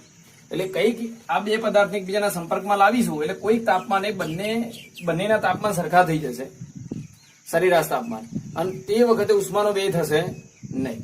તો જો સરેરાશ તાપમાન કેટલું ગણી શકાય સંપર્ક બિંદુનું તો તમે અહીંયા સમજો બરોબર. આનો તમે તાપમાન વધારતા જાઓ ઉષ્મા આપતા જાઓ એટલે તાપમાન વધતું જાય એટલે ધીમે ધીમે આનું તાપમાન વધતું જશે. એટલે ધારી લો કે હું ઉદાહરણ તરીકે આનું તાપમાન વધીને 150 ગણી દઉં આનું તાપમાન વધીને 80 થઈ ગયું તો વચ્ચેનું સરેરાશ તાપમાન સામાન્ય તાપમાન કેટલું હશે. જેમ જેમ તમે ઉષ્મા આપતા જાઓ એમાં તાપમાન વધતું જાય આ વધતું જાય એક સ્થિતિ એવી આવે કે ઉષ્માનો વ્યય બંધ થઈ જાય તો એ વખતે સરેરાશ તાપમાન ગણવું હોય તો શું કરવું પડે આનો સરેરાશ લો તો 50 કરતા વધારે જ આવે એટલે આન્સર છે એ 50 ડિગ્રી સેલ્સિયસ કરતા વધારે એટલે ઓપ્શન નંબર એટલે આન્સર નંબર ડી આવે. જો આગળ ક્વેશ્ચન શું આપે છે એક પ્રક્રિયામાં આદર્શ વાયુના 1 મોલને PV3 બરાબર અચળ વડે દર્શાવવામાં આવે છે તો આ પ્રક્રિયાની અવધિમાં વાયુની વિશિષ્ટ ઉષ્મા કેટલી થાય અને એક પરમાણિક વાયુ માટે એક પરમાણિક વાયુ માટે મુક્તાનાંશ અહીંયા 3 થશે. ચલો હવે આ કઈ પ્રક્રિયા કહેવાય જો આવું આપ્યું હોય તો બહુપરમાણિક પ્રક્રિયા કહેવાય બહુચક્રીય પ્રક્રિયા આવું જો આપ્યું હોય PV4 PV3 એટલે બહુચક્રીય પ્રક્રિયા કહેવાય અને એમાં વિશિષ્ટ ઉષ્મા CV પ્લસ R/1 - x આવું લખાય. હવે x એટલે કેટલા તો જો અહીંયા PV(x) બહુચક્રીય પ્રક્રિયામાં PV(x) બરાબર અચળ થાય એટલે x કેટલા આયા x બરાબર તો 3 થાય તો તમે x ની જગ્યાએ 3 લખી શકો. ચલો CV એટલે FR/2 CV નું સૂત્ર તો ખબર જ છે R1 - અને x બરાબર 3 તો અહીંયા શું થશે જુઓ તો F બરાબર મુક્તાનાંશ 3R/2 વત્તા R/1 માંથી 3 એટલે -2 એટલે અહીંયા ઓછા આગળ આવી જશે તો કેટલા થશે 3R/2 માંથી 1R/2 બાદ થાય એટલે 2R/2 એટલે બરાબર R. તો આ પ્રક્રિયામાં વિશિષ્ટ ઉષ્મા તો ઉષ્માધારિતા R થાય બરોબર. એટલે ઓપ્શન કયો આવશે જુઓ તો આન્સર નંબર R આવશે. જો આગળનો ક્વેશ્ચન શું આપ્યો છે એક રેફ્રિજરેટરનું તાપમાન T2 છે રેફ્રિજરેટરનું તાપમાન T2 અને એની આજુબાજુનું પરિસરનું તાપમાન ઓરડાનું તાપમાન T1 છે. હવે અહીંયા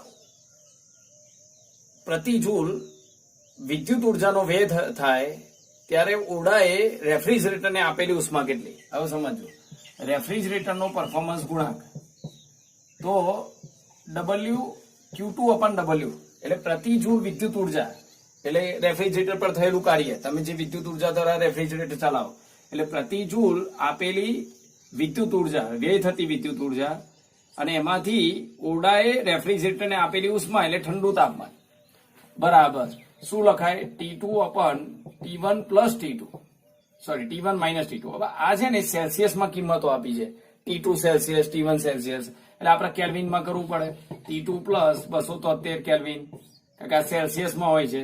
હવે જો નીચે તફાવત છે તફાવત સેલ્સિયસ કે કેલ્વિન ગમે તેમ લખો સરખો જ રહે એમાં બદલાય નહીં અને માટે આન્સર શું આવે જુઓ તો પ્રતિ વિદ્યુત ઉર્જાના વ્યય દીઠ ઓરડાએ આપેલી ઉષ્માનું મૂલ્ય એટલે આટલો જવાબ આવે. ઓપ્શનમાં કયો ઓપ્શન છે? Answer number D. જો આગળનો ક્વેશ્ચન શું આપે છે, બે આદર્શ પદાર્થો એવા દ્રવ્યમાંથી બનાયેલા છે કે જેની ઉષ્માધારિતા તાપમાન સાથે વધતી જાય છે. હવે એમાં એક પદાર્થનું તાપમાન એ 100 ડિગ્રી છે એટલે ગરમ પદાર્થ છે, બીજાનું તાપમાન 0 એટલે ઠંડો પદાર્થ છે. બંને પદાર્થોને એકબીજાના સંપર્કમાં લાવવામાં આવે તો એનું સામાન્ય તાપમાન કેટલું થાય એ આપણે ગણવાનું છે. અહીં ઉષ્માનો વ્યય થતો નથી. હવે સમજો, ઉષ્માનો વ્યય નથી થતો એટલે મતલબ શું? ગરમ પદાર્થ ઉષ્મા ગુમાવે, ઠંડો પદાર્થ જેટલી આને ગુમાવે એટલી આ મેળવી લે. એટલે ઉષ્મા બહાર જાય નહીં, વ્યય ના થાય. એટલે ગરમ પદાર્થ દ્વારા ગુમાવેલ ઉષ્મા બરાબર ઠંડા પદાર્થ દ્વારા મેળવેલ ઉષ્મા. જો ગરમ પદાર્થે ગુમાવેલી ઉષ્મા એટલે એસ, અને આ ગરમ પદાર્થ માટે એટલે હીટ, એટલે વિશિષ્ટ ઉષ્મા ઇન્ટુ તાપમાનનો તફાવત એટલે વધારે માઇનસ ઓછું એટલે 100 માઇનસ ટી. હવે અહીંયા શું થશે તો ઠંડા પદાર્થ માટે એકમ દરના પદાર્થ છે એટલે આપણે એક ગણી લઈશું આ બાજુ. આ ઠંડા પદાર્થ એટલે કોલ્ડ, વિશિષ્ટ ઉષ્મા એટલે એસસી, તાપમાનનો તફાવત તો ટી માઇનસ 0. ચલો તો આ એસસી ને અહીંયા આને નીચે લાવી દઈએ. 100 માઇનસ ટી બરાબર SC upon SH into T. ચલો ટી આ બાદ લાવો તો 100, અહીંયા SC upon SH T plus T. T common કાઢી લો તો ટી કોમન કાઢીએ અહીંયા તો 1 પ્લસ એચસી અપોન એસએચ 100. તો ટી ઇઝ ઇક્વલ ટુ સામાન્ય તાપમાન ટી ઇઝ ઇક્વલ ટુ 100 ભાગ્યા 1 પ્લસ એચસી અપોન એસએચ. હવે બરોબર સમજો. હવે અહીંયા હંમેશા ઉષ્મા વિશિષ્ટ ઉષ્મા છે ઠંડા પદાર્થની ઓછી હોય અને ગરમ પદાર્થની વધારે હોય. 1 ડિગ્રી તાપમાનનો ફેરફાર કરવા માટે જરૂરી ઉષ્મા તો ઠંડા પદાર્થને થોડી ઉષ્મા આપો તો તરત ગરમ થઈ જાય, અને વધારે ઉષ્મા આપી એટલે ઉષ્માધારિતાની વધારે થાય. હવે આનું શું લખાય? HC upon SH less than 1. આ નીચે લઈ લો તો 1 થાય. એટલે એનો મતલબ કે આ ગુણોત્તરનું મૂલ્ય 1 કરતા ઓછું. તો જો તો બંને બાજુ 1 ઉમેરો એટલે 1 પ્લસ એચસી અપોન એસએચ. આ બાજુ 1 ઉમેરો તો આ બાજુ 1 ઉમેરો એટલે આ બાજુ કેટલા થઈ ગયા? 2 થઈ ગયા. એનો મતલબ આ મૂલ્ય 2 કરતા ઓછું જ થાય. આ મૂલ્ય 2 કરતા ઓછું, અને નીચેનો ભાગ છે એ 2 કરતા ઓછો થયો. તો નીચેનો ભાગ ઓછો તો આ વધારે થાય. હા, જો હું અહીંયા 2 લખું તો આ વધારે લખી શકાય. અથવા તો એક કામ કરો, તમે વિચારો અહીંયા 100 અને નીચે 2 કરતા ઓછો એટલે હું ગમે તે લખી દઉં, અહીંયા 1.5 લખી દઉં, 2 કરતા ઓછો. તો શું થશે? 1000 ભાગ્યા 15. એટલે આ મૂલ્ય 50 થી વધારે જ આવશે. બરોબર? આનો 1.5 ભાગ થાય એટલે 1 ભાગ કરો 100 અને એનો અડધો એટલે 25 એટલે 75 આવે. તો 75 ડિગ્રી તાપમાન આવ્યું મતલબ 50 કરતા વધારે જ થયું, 50 ડિગ્રી સેલ્સિયસ કરતા વધુ. એટલે કયો ઓપ્શન આવશે? જો તો આન્સરમાં આન્સર નંબર ડી. ગુણ્યા 10⁻². ટેસ્લા જેટલા લંબચુંબકીય ક્ષેત્રમાં એક ઇલેક્ટ્રોન વર્તુળાકાર કક્ષામાં ભ્રમણ કરી રહ્યો છે. એટલે ચુંબકીય ક્ષેત્રમાં લંબ રૂપે વિદ્યુતભાર દાખલ થાય એટલે વર્તુળાકાર ગતિ કરે છે. અહીં E/m નું મૂલ્ય 1.76 ગુણ્યા 10⁻11 કુલમ પર કેજી છે. તો ઇલેક્ટ્રોનના ભ્રમણની આવૃત્તિ શોધો. હવે ઇલેક્ટ્રોનના ભ્રમણની આવૃત્તિ, હવે જો આ બધા સૂત્રો તમને ખબર હોવા જોઈએ. વિદ્યુતભાર ચુંબકીય ક્ષેત્રમાં લંબ રૂપે દાખલ થાય તો એની આવૃત્તિનું સૂત્ર શું થાય? ગતિ ઉર્જાનું. આના પહેલાના પ્રશ્ન આગળ આપણે ગતિ ઉર્જાનું સૂત્ર પણ લખેલું છે, એટલે બધા સૂત્ર તમને ખબર આવી જોઈએ. હું અહીંયા ડાયરેક્ટ સૂત્ર લખીશ, તમને સૂત્ર યાદ આવવું જ જોઈએ. 2πm QB/2πm. Q એટલે ઇલેક્ટ્રોન છે, તો ઇલેક્ટ્રોન માટે શું લખાય? ઇલેક્ટ્રોન. તો ઇલેક્ટ્રોન માટે Q ની જગ્યાએ E આવે. તો Q ની જગ્યાએ E આવે, બાકી એમને જ. ચલો તો બસ કિંમત મૂકી દો. B ની કિંમત 3.57 ગુણ્યા 10⁻². E/m ની કિંમત 1.76 ગુણ્યા 10⁻11 અને છેદમાં અહીંયા 2π, પાઈ એટલે 3.14. બરોબર? હવે અહીંયા આનો તમે ગુણોત્તર લેશો, આ 1.76, આ 3.57 ભાગ્યા 2 અને 3.14 એટલે લગભગ આ જો આ લગભગ 2 જેટલું થઈ જાય, અને આ 2 સરખું છે લગભગ. એટલે લગભગ આ ગુણાકાર 1 આવશે. 11 માંથી 2 જાય તો 9 ઘાત હર્ટ્ઝ. અને 9 એટલે ગીગાહર્ટ્ઝ, એટલે 1 ગીગાહર્ટ્ઝ જવાબ આવે. અને માટે ઓપ્શનમાં જુઓ તો આન્સર શું આવશે? આન્સર નંબર સી આવશે. Answer number C 1 gigahertz. જો આગળનો ક્વેશ્ચન શું આપેલો છે, એક ફિલામેન્ટ વાળા એક બલ્બનો રેટિંગ આપેલું છે. અહીંયા એક બલ્બ છે એનું રેટિંગ, અને એને 230 વોલ્ટના સપ્લાય સાથે જોડ્યો છે. એની સાથે શ્રેણીમાં એક અવરોધ આર જોડેલો છે. 230 વોલ્ટનો સપ્લાય જોડેલો છે. બલ્બનું રેટિંગ શું આપ્યું છે રકમમાં જુઓ તમે, 500 વોટ અને 100 વોલ્ટ, એટલે 100 વોલ્ટ વોલ્ટેજ લે છે, બરોબર.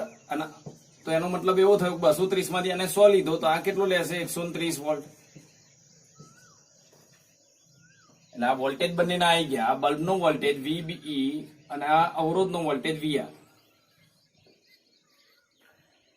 તો આ 500 વોટ જેટલો વિદ્યુત પાવર વાપરતું હોય તો આ અવરોધનું મૂલ્ય કેટલું થાય આપણે ગણવાનું છે. હવે ધ્યાન આપજો. પેલા હું બલ્બનો અવરોધ શોધી નાખું. બલ્બનો અવરોધ RB બરાબર, બલ્બનો અવરોધ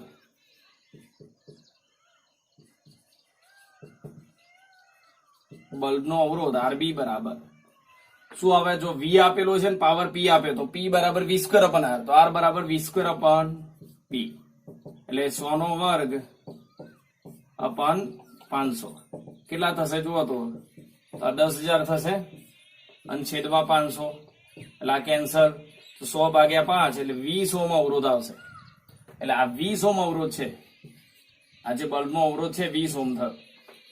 તો હવે આ અવરોધ કેટલો? તો જો R અને V નો શ્રેણીમાં પ્રવાહ સમાન હોય, આમાંથી જેટલો પ્રવાહ જાય એટલો જ આમાંથી જતો હોય, એટલે I સમાન. શ્રેણીમાં પ્રવાહ સમાન થાય, અને પ્રવાહ સમાન થાય તો V ચલે છે R થાય. ચલો, તો અવરોધનું મૂલ્ય કેટલું? તો અવરોધ R અપન બલ્બનો અવરોધ, તો વોલ્ટેજ એ રીતે જ લખાય, અવરોધનો વોલ્ટેજ VR અપન બલ્બનો વોલ્ટેજ VB. તો અવરોધ R બરાબર બલ્બનો અવરોધ આ બાદ લઈ દો ગુણાકારમાં VR અપન VB. ચલો, હવે બલ્બનો અવરોધ કેટલો આવ્યો? 20. પછી આ કેટલો છે? VR 130, અને નીચે VB બલ્બને જે વોલ્ટેજ મળ્યો 100 વોલ્ટ. એટલે આ 0 0 કેન્સલ, 13 ગુણ્યા 2 એટલે 26 ઓહ્મ અવરોધ આવે. એટલે આ જે અજ્ઞાત અવરોધ છે 26 ઓહ્મ થાય. એટલે ઓપ્શનમાં જુઓ તો આન્સર શું આવે? આન્સર નંબર A આવશે. જો ક્વેશ્ચન શું આપે છે, દરેકની સમાન કેન્દ્ર લંબાઈ F વાળા બે બહિર્ગોળ લેન્સ કે જેનો વક્રી ગુણાંક μg બરાબર 3/2 છે, એકબીજાના સંપર્કમાં રાખેલા છે. આ બંનેનો વક્રી ગુણાંક μg બરાબર 3/2 એટલે 1.5 થાય. કેન્દ્ર લંબાઈ બંને બહિર્ગોળ લેન્સની સરખી છે. જો વક્રી ગુણાંક 1.5 હોય, કેન્દ્ર લંબાઈ f હોય, તો વક્રતા ત્રિજ્યા આની બહિર્ગોળ લેન્સની F બરાબર R થાય. આવું મેં આગળ સાબિત કરેલું છે અને કહેલું પણ છે. જો ના આવડે તો બહિર્ગોળ લેન્સની કેન્દ્ર લંબાઈનું સૂત્ર R અપન 2 મ્યુ -1. આ સૂત્ર તમે વાપરી શકો. R નીચે 2 અને μg બરાબર 3/2 ઓછા 1, એટલે આ 1.5 ઓછા 1 એટલે 0.5 ગુણ્યા 2 એટલે 1 થઈ જશે, એટલે R થઈ જશે. ઘણું હોય તો આ રીતે ગણાય, ડાયરેક્ટ લખવું હોય તો લખાય. હવે બે બહિર્ગોળ લેન્સની વચ્ચે 4/3 વક્રી વળાંક વાળું પ્રવાહી, તો પાણી ભરેલું છે. એટલે અહીંયા પાણી ભરેલું છે જેનો વક્રી વળાંક 4/3 છે, એટલે 1.33 છે. તો આ સંયોજનની કેન્દ્ર લંબાઈ કેટલી થાય? ચલો, તો અહીંયા અંતર્ગોળ લેન્સ માટે, અંતર્ગોળ લેન્સ પાણી, આ જે લેન્સ છે અંતર્ગોળ છે, એના માટે કેન્દ્ર લંબાઈનું સૂત્ર શું આવે? F' બરાબર R અપન અંતર્ગોળ એટલે -2 મ્યુ W -1, કારણ કે પાણીનો લેન્સ છે, કાચનો નહીં, પાણીનો, માટે પાણીનો વક્રી ગુણાંક -1. ચલો, -R નીચે 2, અહીંયા 4/3 -1 શું આવશે? લસા લઈ લઈએ. અહીંયા 3 નો લસા એટલે 4 માંથી 3 જાય તો 1/3 એટલે 2/3, તો 3 ઉપર જાય તો -3R/2, આ 3 ઉપર જશે. અને R ની જગ્યાએ શું લખાય? તો R બરાબર F, કારણ કે કેન્દ્ર લંબાઈ F જેટલી છે. R ની જગ્યાએ F લખાય. જુઓ તો આને વક્રતા એટલી જ હોય. તો હવે સંયોજનની કેન્દ્ર લંબાઈ બરાબર 1/f બરાબર, ધ્યાનથી જોજો, સંયોજનની ટોટલ કેન્દ્ર લંબાઈ બરાબર પેલા બહિર્ગોળ લેન્સની જે F હતી પછી અંતર્ગોળ લેન્સની અહીં ઓછા 3/2 ઓછા 3f/2 3f/2 તો 2 ઉપર જશે અને ઓછા ફરીથી બહિર્ગોળ લેન્સની 1/f. ચલો તો હવે ફરીથી પાછું લસા લેવો પડશે ટોટલ. તો 3f લસા લઈ લો, 3f લસા લઈ લો તો અહીંયા 3 આવે, સોરી આ વત્તા થશે. તો જો અહીંયા 3f નો લસા લીધો તો અહીંયા 3 આવશે, અહીંયા 3 આવશે, એટલે 3 ને 3 6 અને એમાંથી 2 જાય એટલે 4. અને ઉલટાઈ દો તો f ટોટલ બરાબર તો 3f/4. એટલે આન્સર શું આવે? 3f/4 આવશે. એટલે આ સંયોજનની કેન્દ્ર લંબાઈ 3f/4. એટલે જુઓ તો ઓપ્શનમાં આન્સર નંબર બી આવશે.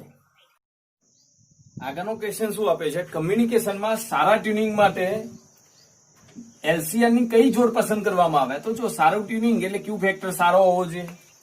તો ક્યુ ફેક્ટર નું સૂત્ર શું થાય? સારા ટ્યુનિંગ માટે ક્યુ ફેક્ટર સારો, ક્યુ ફેક્ટર ક્યુ 1/L under route 1/R under route L/C. આનો મતલબ એવો થાય કે જેટલો L વધારે એટલો ક્યુ વધારે, L વધુ હોવો જોઈએ, R અને C ઓછા હોવા જોઈએ. અને જો આવું થાય, આ બંને ઓછા તો વધારે અને ક્યુ ફેક્ટર વધુ થાય અને તેથી ટ્યુનિંગ સારું થાય. ટ્યુનિંગ સારું થશે. તો ચલો તો L વધારે એટલે ઓપ્શનમાં જુઓ તો L વધારે અને RC ઓછા, તો કયો ઓપ્શન છે જુઓ તો 4 માંથી? તો આન્સર નંબર A આવશે. A માં L વધારે છે 3.5 અને R અને C ઓછા છે. જો ક્વેશ્ચન શું આપેલો છે? એક LCR પરિપથમાં અવરોધ, કેપેસિટર અને ઇન્ડક્ટર નો વિદ્યુત સ્થિતિમાનનો તફાવત અનુક્રમે 80 વોલ્ટ, કેપેસિટરનો 40 વોલ્ટ અને ઇન્ડક્ટરનો 100 વોલ્ટ આપેલો છે. તો આ પરિપથનો પાવર ફેક્ટર ગણો. હવે એક કામ કરો, પાવર ફેક્ટર cos ડેલ્ટા આપણે ગણવાનો છે. તો પહેલા જો કાળા તફાવત શોધવા માટેનું સૂત્ર tan ડેલ્ટા બરાબર VL - VC/VR.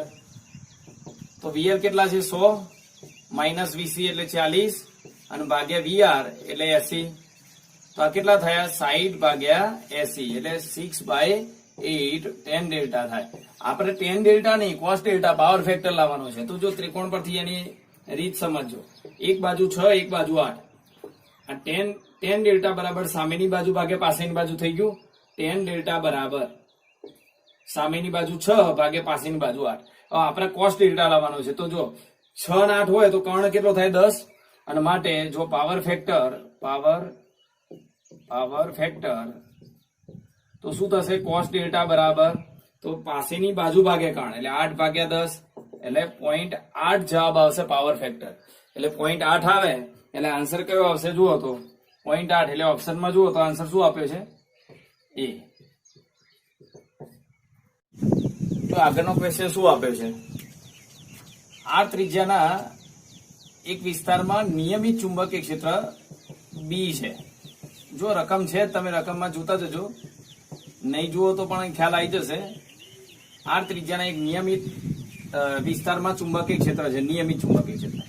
આ ચુંબકીય ક્ષેત્ર સમય સાથે બદલાય છે. એટલે આ ચુંબકીય ક્ષેત્ર dB/dt સમીકરણ અનુસાર બદલાય છે. હવે આકૃતિમાં દર્શાવ્યા મુજબ કેપિટલ R ત્રિજ્યાની એક બીજી લૂપ 1 એ R ત્રિજ્યાના વિસ્તારને ઘેરે એ રીતે મૂકેલી છે. અને બીજું જો રકમમાં લખ્યું છે R greater than small r. એટલે આ ચુંબકીય ક્ષેત્ર કરતા લૂપ મોટી હશે.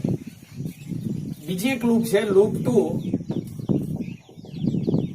એના વિસ્તારમાં કોઈ ચુંબકીય ક્ષેત્ર નથી. તો આ બંનેમાં પ્રેરિત EMF કેટલું એ ગણો. હવે ચલો પહેલા બીજી લૂપનું ગણી નાખીએ. તો બીજી લૂપમાં પ્રેરિત EMF કેટલું? તો આમાં ચુંબકીય ક્ષેત્ર જ નથી એટલે કોઈ EMF પ્રેરિત થશે નહીં. એટલે બીજી લૂપમાં પ્રેરિત EMF શૂન્ય થશે. હવે પહેલી લૂપમાં પ્રેરિત EMF કેટલું? તો -dϕ/dt. હવે સમજજો બરોબર. આપણે અહીંયા શું લખીએ છીએ? -d/dt અને ϕ ની જગ્યાએ b એ cos θ. હવે જોજો હું cos θ નથી લખતો. કેમ?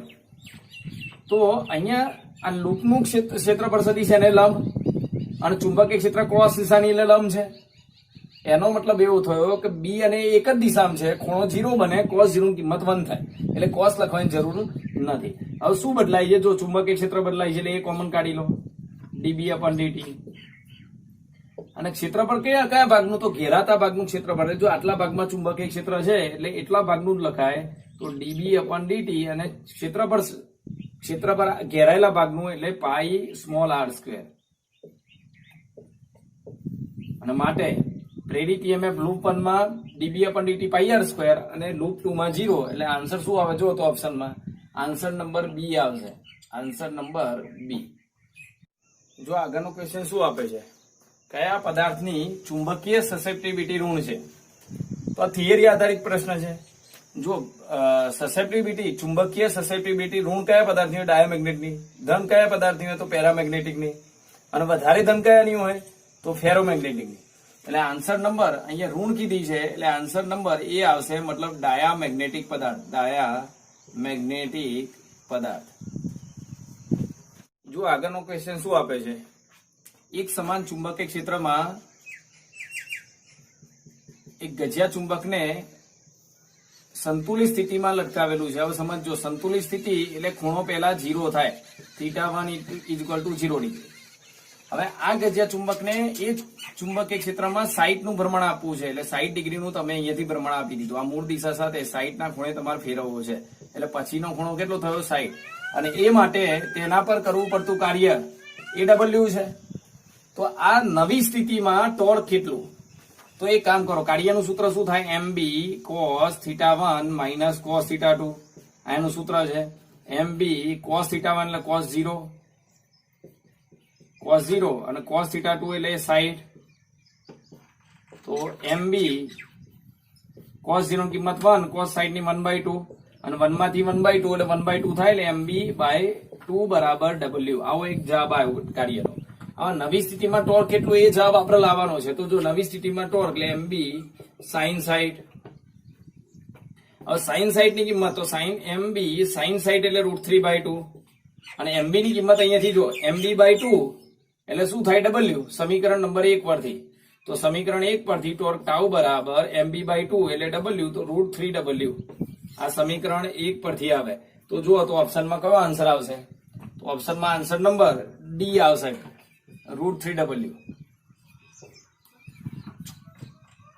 જો આગળનો ક્વેશ્ચન શું આપે છે, એક લાંબા તારમાંથી સ્થાયી પ્રવાહ વહે છે અને એ તારને વર્તુળાકાર સ્વરૂપે વાળતા તેના કેન્દ્ર પર ચુંબકીય ક્ષેત્ર બી છે.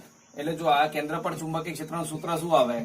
μ0I/2π 2a ની જગ્યાએ 2r, r ત્રિજ્યા હોય તો 2r લખી દઈએ. હવે આ જ વર્તુળાકાર તારને n આટામાં વારવામાં આવે. એટલે ચલો આને n આટામાં વારી દીધો. હવે પેલા સમજો, આ n આટામાં આપણે વારી દઈએ આ વર્તુળાકાર તારને. તો કેન્દ્ર પર ચુંબકીય ક્ષેત્ર કેટલું હોય એ આપણે શોધવાનું છે. હવે સમજો, 2 આટામાં વારું તો તાર નાનો થશે, 3 આટામાં વારું તો એનાથી નાનો થશે. મતલબ જેટલા આટામાં વારું એટલા ભાગની ત્રિજ્યા થઈ જશે, એટલે ત્રિજ્યા r/n લખાય અને આટાની સંખ્યા n લખાય. એટલે જો હવે સૂત્ર શું બને? μ0ni/2 અને r ની જગ્યા r/n, નવી ત્રિજ્યા. જેટલા આટામાં વારો એટલા ભાગની ત્રિજ્યા થઈ જાય. ચલો b' બરાબર, તો આ n છેદના છેદમાંથી ઉપર જાય અને ઉપર n હતો એટલે n સ્ક્વેર μ0I/2r. અને સમીકરણ 1 પરથી જો μ0I/2r બરાબર શું લખાય? b લખાય. તો b' બરાબર n² b. એટલે ચુંબકીય ક્ષેત્ર n² ગણું થઈ જાય. એટલે ઓપ્શનમાં જુઓ તો આન્સર શું આવે? તો આન્સર નંબર બી આવશે. આન્સર બી, n² b જવાબ આવશે. જો આગળ ક્વેશ્ચન શું આપે છે, એક પ્રવાહીની કપોટીનું ક્ષેત્રફળ 4/2 સેન્ટીમીટર સ્ક્વેર, એટલે 8 × 10⁻⁴ મીટર² માંથી વધારી 5/4 કરવું હોય, 5/4 સેન્ટીમીટર સ્ક્વેર, એટલે 20 × 10⁻⁴ મીટર². આ માટે કરવું પડતું કાર્ય 3 × 10⁻⁴ હોય. તો પ્રવાહીનું પૃષ્ઠાંક કેટલું થાય? હવે આ આપણે શોધવાનું છે. ચલો તો શું થશે? જો કાર્યનું સૂત્ર W બરાબર, હવે જો કપોટીને 2 મુક્ત સપાટીઓ હોય એટલે 2t × ડેલ્ટા એ, 2t પૃષ્ઠાંક આપણે શોધવાનું છે. એટલે જો કાર્ય 3 × 10⁻⁴ અને 2 ડેલ્ટા એટલે ક્ષેત્રફળનો તફાવત, એટલે 20 માંથી 8 જાય તો 12 × 10⁻⁴ અને t એમનો એમ જ. શું કર્યું? ફરીથી કાર્ય એમને એમ લખી દીધું, 2t બરાબર t એમને એમ શોધવાનો છે અને ક્ષેત્રફળનો તફાવત ડેલ્ટા એ બરાબર, તો 20 માંથી 8 એટલે 12 × 10⁻⁴, -4 કેન્સલ, તો t બરાબર 3 ભાગ્યા 2 ગુણ્યા 12 એટલે 3 4 12 થાય એટલે 1 ભાગ્યા 8 એટલે 0.125 ન્યૂટન પર મીટર ઇનવર્સ આવું થાય. બરોબર. આન્સર 0.125 આવે. એટલે ઓપ્શનમાં જુઓ તો આન્સર કયો આવે? Answer number D. જો આગળનો ક્વેશ્ચન શું આપે છે? 3 પ્રવાહીની ઘનતા અનુક્રમે ρ1, ρ2 અને ρ3 છે અને એનો સંબંધ આ રીતે છે. પહેલા પ્રવાહીની ઘનતા સૌથી વધારે છે, બીજાની ઓછી, ત્રીજાની સૌથી ઓછી. હવે ત્રણેય પ્રવાહીનું પૃષ્ઠાંક T છે અને એને એમાં એક કેસ નળી ઊભી મૂકતા, આમ કેસ નળી ઊભી મૂકી દઈએ આપણે, તો પ્રવાહી સમાન ઊંચાઈ સુધી ઉપર ચડે છે. આમ પ્રવાહી સમાન ઊંચાઈ સુધી ત્રણેયમાં ઉપર ચડે અને ત્રણેયમાં સંપર્ક કોણ થીટા એ θ1, θ2, θ3 હોય તો ઘનતાનો ખૂણાનો સંબંધ એટલે નીચેનામાંથી ખૂણાનો સંબંધ શું આવશે ત્રણેય પ્રવાહી માટે? ચલો તો અહીંયા ઊંચાઈનું સૂત્ર લખીએ 2t cos θ upon ρrg. હવે જો એમાં r ઊંચાઈ સમાન કીધી છે, સમાન ઊંચાઈ સુધી જાય છે, પૃષ્ઠાંક t સમાન છે, ત્રણેય પ્રવાહીનું પૃષ્ઠાંક t, g અચર છે, r અચર, કેસ નળીની ત્રિજ્યા, તો વધ્યું શું? તો cos θ upon ρ બરાબર અચર. એટલે આને કેવી રીતે લખાય? cos θ1 upon ρ1 બરાબર cos θ2 upon ρ2 cos θ3 upon ρ3. હવે ધ્યાન આપજો. બરોબર. અહીંયા પહેલાની ઘનતા વધારે છે તો સામે આનું મૂલ્ય વધારે થવું જોઈએ. ધારો કે આનું મૂલ્ય 3 હોય ને આનું મૂલ્ય 3 થાય તો ઉડી જાય એટલે 1, આનું મૂલ્ય 2 હોય તો આનું મૂલ્ય 2 એટલે ઉડી જાય એટલે 1. ટૂંકમાં વધારે હોય તો વધારે થવું જોઈએ. હવે cos નું મૂલ્ય વધારે થવા માટે ખૂણો કેવો જોઈએ? નાનો જોઈએ. કારણ કે cos 0 ની કિંમત 1, મહત્તમ કિંમત 0 માટે 1 અને cos π/2 માટે 0. મતલબ ખૂણો જેટલો ઓછો એટલો cos નું મૂલ્ય વધારે. એટલે એવું મતલબ એનો એવો થાય કે ρ1 વધારે છે તો આ વધારે કરવા માટે ખૂણો ઓછો જોઈએ. એટલે આ રીતે સંબંધ આવે. તો પછી આ બાકીનો સંબંધ તમને ખ્યાલ આવી ગયો હશે. તો વધારે ખૂણો π/2 ના થાય. કારણ કે પ્રવાહી ઉપર ચડે સપાટી વક્ર બનવાની જ છે. પ્રવાહી ઉપર ના ચડે તો સીધી સપાટી હોય તો અહીંયા ખૂણો π/2 બને. એટલે π/2 સુધી ના થાય, π/2 થી ઓછો હોય. અને અહીંયા જો ઉપર ચડે છે એટલે ઓછામાં ઓછો ખૂણો તમે 0 ગણી શકો, આમ એટલે 0 લઈ શકો. એટલે આવો ઓપ્શન આવે. તો આન્સરમાં જુઓ તો કયો ઓપ્શન છે? ઓપ્શન નંબર ડી થશે. ડી. આગળનો પ્રશ્ન શું આપ્યો છે? નીચે આપેલી આકૃતિમાં એ અને બી બિંદુ વચ્ચેનો વિદ્યુત સ્થિતિમાનનો તફાવત જો રકમ જોજો બરોબર ધ્યાનથી અને આકૃતિ જો તો કિર્ચોફનો નિયમ વાપરીએ. ચલો એ બિંદુ પાસે સ્થિતિમાન બી એ. હવે પ્રવાહની દિશામાં એટલે માઇનસ, અવરોધે 2 છે અને પ્રવાહે 2 છે એટલે 2 ગુણ્યા 2 એટલે 4 IR સ્થિતિમાન. પછી બેટરીમાં ધનથી ઋણ, તો ઋણ તરફ ગયા એટલે 3 વોલ્ટની બેટરી એટલે ઋણ લખાય. પછી પાછો અવરોધ પ્રવાહની દિશામાં એટલે અવરોધ 1 છે અને પ્રવાહ 2 છે એટલે 2 × 2 થાય અને બરાબર બી પાસે પહોંચી ગયા એટલે VB.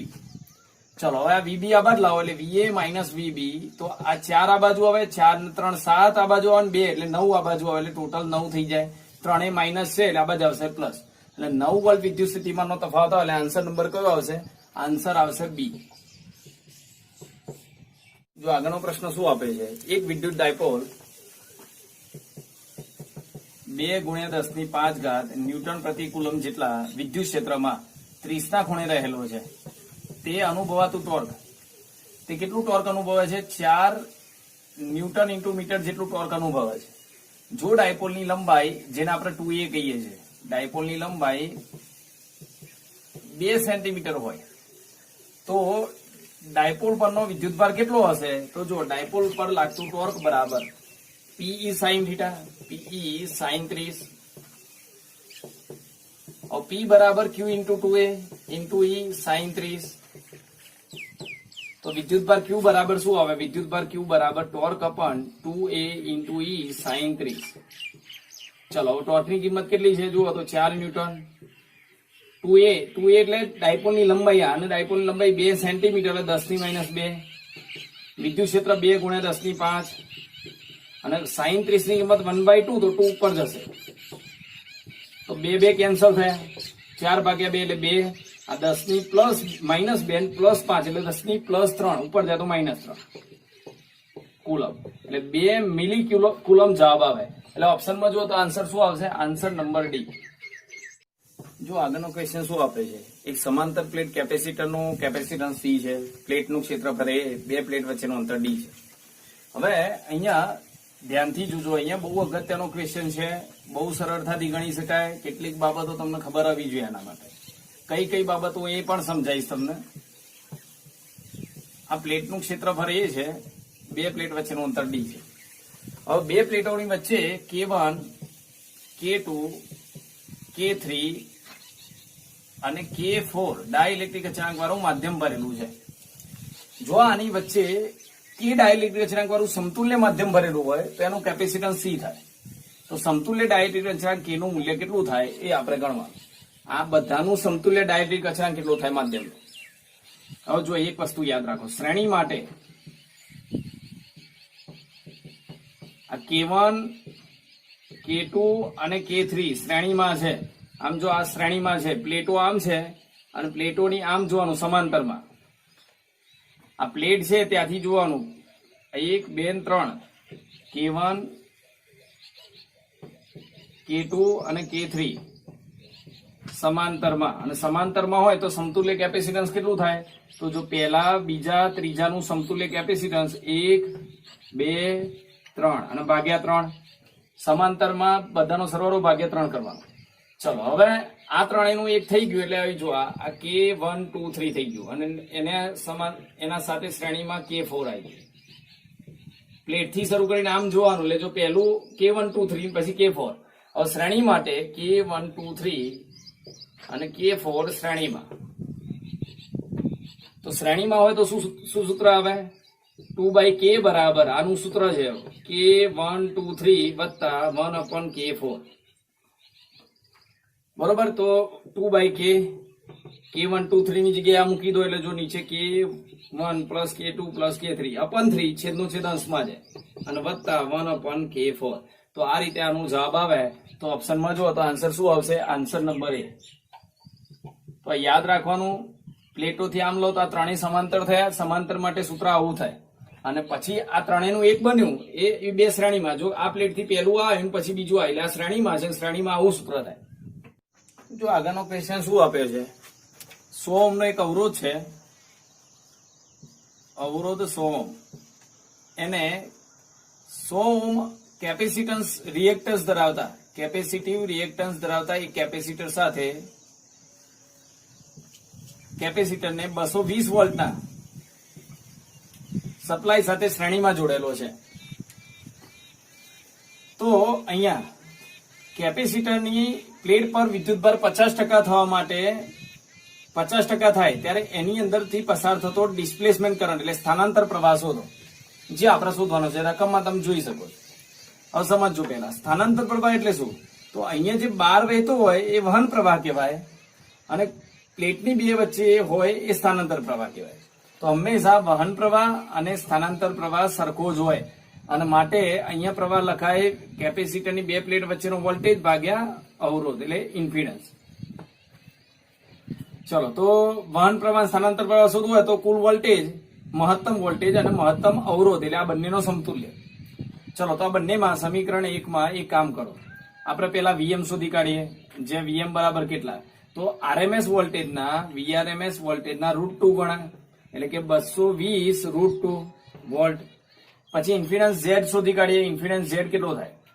તો Z બરાબર, તો ઇન્ફિડન્સ નું સૂત્ર તમને ખબર જ છે, R² વત્તા XC² એટલે કે 100² વત્તા 100² બંને 100 છે. તો 2 વખત 100² એટલે આ રીતે લખાય 2 વખત 100² વર્ગમૂળ નીકળી જાય એટલે 100 અને √2. હવે બીજી એક વસ્તુ ધ્યાન રાખો, 50% વિદ્યુતભાર, પ્લેટ પરનો વિદ્યુતભાર 50% થતા લાગતો સમય. તો અહીંયા પહેલા પ્લેટ પર કોઈ વિદ્યુતભાર નથી, અહીંયાથી પ્રવાહ વહેવાનું શરૂ થાય એટલે ધીમે ધીમે વિદ્યુતભાર જમા થતો જાય. એટલે 20% કીધું હોય, 50% કીધું હોય કે 80% કીધું હોય, પ્રવાહ તો આ થાય જ. એટલે આ જે છે એ જ થાય. તો VM કેટલો છે? 220 √2. આ Z કેટલો આવ્યો? 100 √2 કેન્સલ થઈ જાય, 0 કેન્સલ થઈ જાય, 22/10 એટલે 2.2 એમ્પિયર એટલે 2.2 જવાબ આવે. તો ઓપ્શનમાં જુઓ તો આન્સર શું આપ્યો છે? Answer number C, 2.2 ampere. અને 400 સેન્ટીમીટર અંતરેલી વસ્તુને સ્પષ્ટ જોઈ શકાય છે. હવે તેનું દ્રષ્ટિરેખા અંતર અનંત અંતરેથી મહત્તમ અનંત અંતર સુધી વધારવું હોય તો એને વાપરે લેન્સનો પાવર અને પ્રકાર જણાવો. તો તમે સમજો આ વ્યક્તિ જે છે એ વધારે વધારે 400 સેન્ટીમીટર સુધી સ્પષ્ટ જોઈ શકે છે. 400 થી વધારે કોઈ વસ્તુ હશે તો એ સ્પષ્ટ જોઈ શકતો નથી. તો એનો મતલબ એવો થયો કે વ્યક્તિને કઈ ખામી છે? વ્યક્તિને દૂરનું ન જોઈ શકાય એવી ખામી છે, મતલબ લઘુ દ્રષ્ટિની ખામી છે.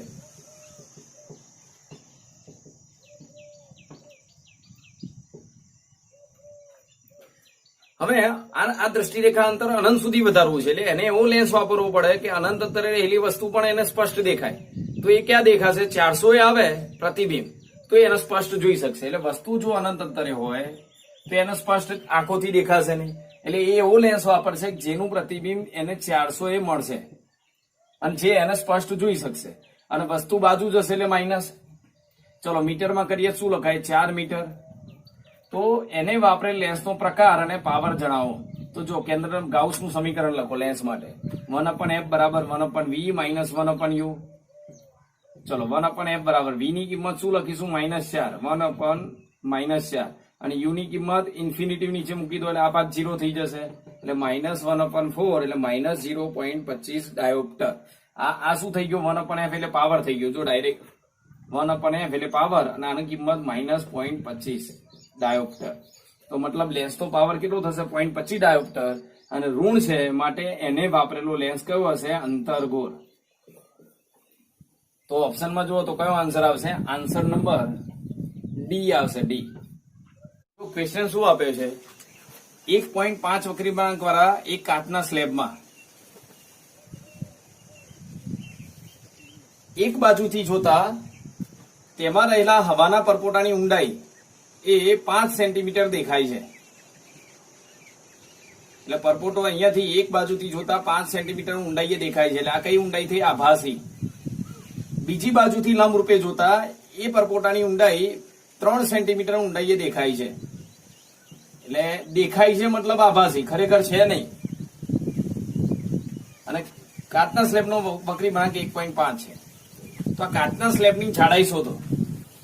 હવે જો તમને ખબર જ છે કે આપણે પાતળા માધ્યમમાંથી ઘટ માધ્યમમાં અવલોકન કરતા હોય તો વસ્તુ જ્યાં હોય એના કરતા થોડી ઉપર દેખાય. એટલે જો અહીંયાથી થોડી આમ ઉપર દેખાય એટલે વસ્તુની સાચી ઊંડાઈ આટલી થઈ H01 એક બાજુથી. વસ્તુ પરપોટો અહીંયા હતો, દેખાયો થોડો ઉપર એટલે ઓછી ઊંડાઈ. એ રીતે બીજી બાજુથી જુઓ તો ખરેખર આટલી ઊંડાઈ છે આ H02 અને દેખાય છે અહીંયા. તો આ સ્લેબની જાડાઈ કેટલી? તો આ બેના સરવાળા જેટલી. તો લંબઘન સ્લેબની કાચના સ્લેબની જાડાઈ તો HO બરાબર HO1 પ્લસ HO2. હવે ધ્યાનથી જોજો. HO બરાબર તો HO એટલે સાચી ઊંડાઈ આભાસી ઊંડાઈ કરતા વધારે હોય એટલે NHO1. આભાસી ઊંડાઈ કરતા સોરી NHI1. સાચી ઊંડાઈ એક બાજુથી જોતા એટલે આ સાચી ઊંડાઈ છે આભાસી ઊંડાઈ કરતા વધારે હોય એટલે N ગણી. તને દેખાય જ છે. જુઓ આ આભાસી આટલી છે સાચી આટલી છે તો બીજી બાજુ પણ NHI2. તો N કોમન કાઢી લો તો HI1 પ્લસ HI2. તો શું થાય? N બરાબર 1.5. HI1 એક બાજુથી ઊંડાઈ 5 હતી, બીજી બાજુથી 3 ઊંડાઈએ દેખાતો હતો. તો 1.5 ગુણ્યા 8 અને 15 8 120 એટલે 12 મીટર જાડાઈ કાચના સ્લેબની 12 સેન્ટીમીટર જાડાઈ આવશે. એટલે ઓપ્શનમાં જુઓ તો આન્સર શું આવે? આન્સર નંબર એ આવશે. જો ક્વેશ્ચન શું આપે છે? કોમન એમિટર એમ્પ્લીફાયરમાં કલેક્ટર અવરોધ 2 કિલો ઓહ્મના કલેક્ટર અવરોધની આસપાસ નો ઓડિયો સિગ્નલનો વોલ્ટેજ એ 4 વોલ્ટ છે. એટલે કલેક્ટર અવરોધ આઉટપુટમાં આવે એટલે આઉટપુટ વોલ્ટેજ 4 વોલ્ટ થયો. ટ્રાન્ઝિસ્ટરનો પ્રવાહ ગેઇન બીટા એ 100 હોય અને ઇનપુટ અવરોધ એટલે બેઝ અવરોધ એ 1 કિલો ઓહ્મ હોય તો ઇનપુટ સિગ્નલનો વોલ્ટેજ શોધો. ચલો હવે એક તો વોલ્ટેજ ગેઇનનું સૂત્ર લખીએ તો વોલ્ટેજ ગેઇન AB બરાબર શું સૂત્ર છે? બીટા, ખાલી મૂલ્ય જ લખીશું, બીટા RL/RI. ચલો હવે કિંમતો મૂકી દો. અને AB બરાબર શું? આઉટપુટ વોલ્ટેજ ભાગે ઇનપુટ વોલ્ટેજ, બીટા RL/RI. ચલો આઉટપુટ વોલ્ટેજ કેટલો છે? 4 VS. બીટા કેટલો છે? 100 RL કેટલો છે 2, નીચે RI કેટલો 1, કિલો કિલો કેન્સલ થઈ જશે. તો ચલો હવે VS બરાબર 4/200. હવે કેટલા થાય તો ઉપર જો 2, એક કામ કરું હું અહીંયા 40/2000 લખી દઉં, એટલે 20 ગુણ્યા 10 ની -3 ઘાત. જો આ 3 ઉપર જાય એટલે -3 અને 40/2 એટલે 20 એમ્પિયર, એટલે કે 20 મિલી વોલ્ટ, સોરી વોલ્ટેજ છે એટલે 20 મિલી વોલ્ટ આવશે આન્સર. એટલે ઓપ્શનમાં જુઓ તો કયો આન્સર આવે 20 milli volt. Answer number B આવશે 20 મિલી વોલ્ટ. જો ક્વેશ્ચન શું આપ્યો છે, આપેલ પરિપથમાં જ્યારે એબીસી બંને પહેલા શૂન્ય હોય, એબીસી ત્રણે શૂન્ય હોય અને ફરીથી પાછા 1 હોય, ત્યારે આઉટપુટ વાય કેટલું મળે એ આપણે નક્કી કરવાનું છે. ચલો એબીસી ત્રણે શૂન્ય લઈ લઈએ, ધ્યાનથી જોજો. હું એ ને શૂન્ય લઈ લઉં, બી શૂન્ય લઈ લઉં અને સી શૂન્ય લઈ લઉં. એન્ડ ગેટ શું કરે, ગુણાકાર. 0 ગુણ્યા 0 એટલે 0, અને આ 0 તો સીધો અહીંયા જ આવશે. હવે નેન્ડ ગેટ શું કરે, તો જો એન્ડ ગુણાકાર કરે, નોટ બાર કરે, એટલે પેલા ગુણાકાર કરો એન્ડ ગેટ નો, 0 ગુણ્યા 0 એટલે 0 અને નોટ બાર કરે એટલે 1, એટલે જવાબ શું આવ્યો 1. તો ત્રણે શૂન્ય હોય, એ બી સી ત્રણે શૂન્ય હોય ત્યારે આઉટપુટ 1 મળે. ચલો ત્રણે 1 હોય તો શું થાય, એબીસી ત્રણે 1 હોય. ચલો તો જો આઉટપુટ વાય કેટલો મળશે. એન્ડ ગેટ શું કરે, આ બંનેનો ગુણાકાર એટલે 1 ગુણ્યા 1 1, અને અહીંયાથી 1 આવ્યો. હવે નેન્ડ ગેટમાં પહેલા એન્ડ એટલે એન્ડ શું કરે, ગુણાકાર એટલે એમાં 1 ગુણ્યા 1 1, અને પછી નોટ શું કરે 12 એટલે 1 નો 12 0, એટલે જયારે 1 1 1 હોય ત્યારે 0. તો મતલબ આઉટપુટ કેટલો મળે, 0 1 માં 1 0 મળે. તો ઓપ્શનમાં જુઓ તો આન્સર શું આવે, આન્સર નંબર એ આવશે 1 0. જો ક્વેશ્ચન શું આપેલો છે, 0.02 સેન્ટીમીટર પહોળાઈની એક સ્લીટ ને 60 સેન્ટીમીટર કેન્દ્ર લંબાઈ વાળા એક લેન્સની નજીક રાખેલો છે, એટલે સ્લીટની નજીક લેન્સ રાખ્યો છે. હવે એ પ્રકાશ વડે પ્રતિબિંબ ક્યાં રચાય, તો કેન્દ્ર લંબાઈ f પર, એટલે સ્લીટ અને પડદા વચ્ચેનું અંતર એ કેન્દ્ર લંબાઈ જેટલું થાય. હવે એના પર 5 ગુણ્યા 10 ની -5 ઘાત સેન્ટીમીટર જેટલી તરંગ લંબાઈ વાળો એક પ્રકાશ સમાંતર કિરણપુંજ એના પર આપાત કરવામાં આવે છે. તો કેન્દ્રથી પ્રથમ અપ્રકાશિત સલાકાનું અંતર. જો આ વિવર્તનની અંદર પ્રથમ અપ્રકાશિત સલાકાનું અંતર શું લખાય, તો n લેમ્ડા કેપિટલ d અપન સ્મોલ d, જ્યાં n બરાબર શું થાય, પ્રથમ અપ્રકાશિત માટે 1 થાય, તો માટે ખાલી સૂત્ર શું આવ્યું, લેમ્ડા કેપિટલ d અપન સ્મોલ d. હવે લેમ્ડા કેટલો છે, 5 ગુણ્યા 10 ની -5 ઘાત, કેપિટલ d કેટલો 60 અને સ્મોલ d કેટલો છે 0.02. હવે આનો તમે જવાબ લાવો તો જો 15 30/2 એટલે 5 6 30 એટલે 300 થઈ જાય, ગુણ્યા 10 ની -5 અને નીચે 2 અને 10 ની -2 ઘાત. ચલો તો 15 એટલે આ 150 થાય, અને 10 ની +2 એટલે 10 ની -3 ઘાત. તો આપણે હવે આને જવાબ જે છે એ સેન્ટીમીટરમાં જ છે, તો -3 એટલે 0.15 સેન્ટીમીટર.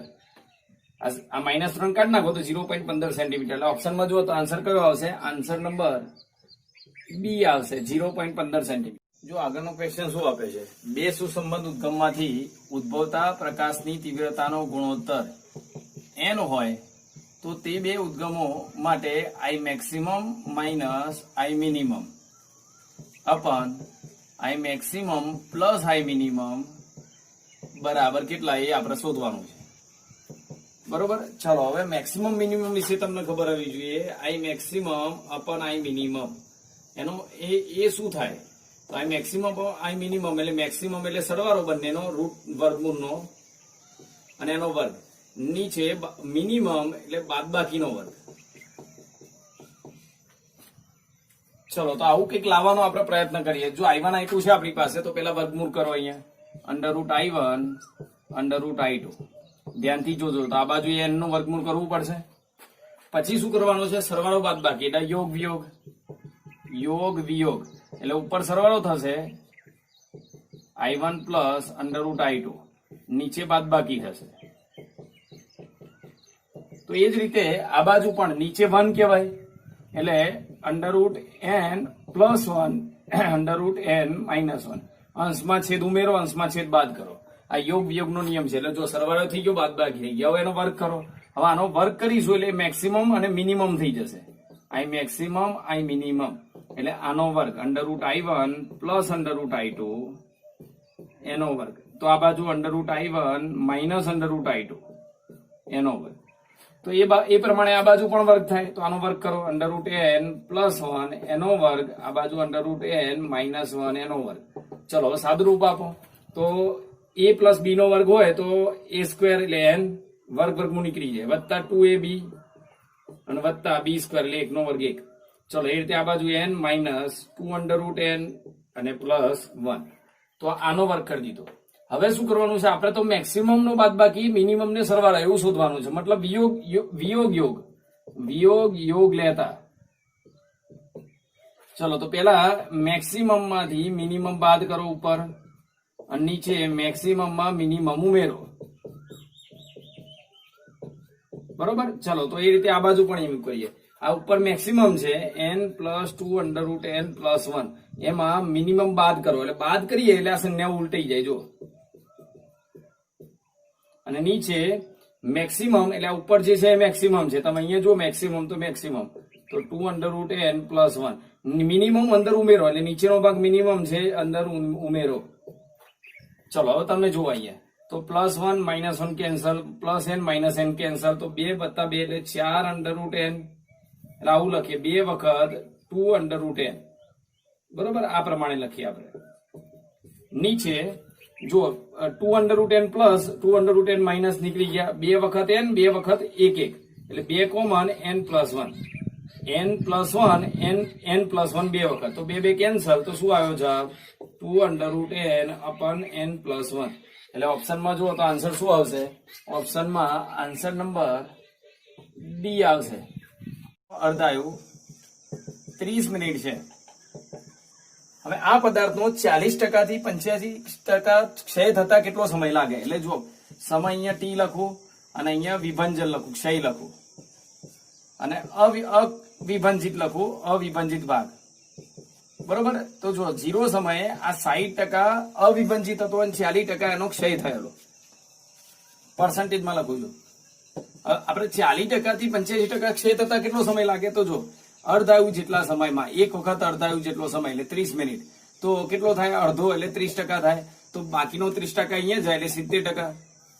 એટલે 70% ક્ષય થયો. હવે ફરીથી અર્ધાયુ જેટલો સમય એટલે 60 મિનિટ. તો ફરીથી અડધો એટલે 15, અને 15 આમાં ઉમેરી જાય એટલે 85%. તો 40 થી 85% થતા કેટલો સમય લાગ્યો? 60 મિનિટ. અને માટે આન્સર શું આવે? જો ઓપ્શનમાં આન્સર નંબર બી આવશે, 60 મિનિટ. જો આગળનો ક્વેશ્ચન શું આપ્યો છે? એક એક્સરે ટ્યુબના લક્ષ પર લેમડા જેટલી ડી બ્રોગલી તરંગ લંબાઈ અને m દ્રવ્યમાન વાળો એક ઇલેક્ટ્રોન અથડાય છે, ત્યારે તેમાંથી ઉત્સર્જાતા એક્સરેની થ્રેશોલ્ડ તરંગ લંબાઈ કેટલી થાય? હવે જો એક્સરે માટે મિનિમમ તરંગ લંબાઈ, જેને થ્રેશોલ્ડ તરંગ લંબાઈ કહેવાય, hc/ev, આ એનું સૂત્ર છે. હવે એક કામ કરો તમે, આ જે v છે એ v જ્યાં દ બ્રોગલી તરંગ લંબાઈ, તો ડી બ્રોગલી તરંગ લંબાઈ, એનું સૂત્ર શું થાય? ડી બ્રોગલી તરંગ લંબાઈનું લેમડા બરાબર h/√2mev. તો v ને કરતા બનાવો એટલે જો શું થઈ જશે? v ને કરતા બનાવીએ તો વર્ગમૂળ કાઢી નાખો તો એ વર્ગ થશે લેમડા સ્ક્વેર h નો વર્ગ 2mev. તો v બરાબર h નો વર્ગ 2me લેમડા સ્ક્વેર. અને એ કિંમત સમીકરણ 1 માં મૂકો એટલે સમીકરણ 1 પરથી ચલો તો લેમડા 0 થ્રેશોલ્ડ તરંગ લંબાઈ લેમડા 0 બરાબર hc/e અને v ની જગ્યાએ h નો વર્ગ અપન 2me લેમડા સ્ક્વેર. તો જો e કેન્સલ, એક h કેન્સલ, તો 2m લેમડા સ્ક્વેર ઉપર જાય એટલે 2mc લેમડા સ્ક્વેર અપન h. એટલે આવો જવાબ આવશે. એટલે ઓપ્શનમાં જુઓ તો આન્સર કયો આવે? તો આન્સર નંબર સી આવશે. જો આગળનો પ્રશ્ન શું આપ્યો છે? આપેલ પરિપથમાં બે આદર્શ ડાયોડને આકૃતિમાં દર્શાવ્યા પ્રમાણે જોડેલા છે. આ બે આદર્શ ડાયોડ આ રીતે આકૃતિમાં દર્શાવ. હું ફરીથી આકૃતિ દોરું છું અહીંયા.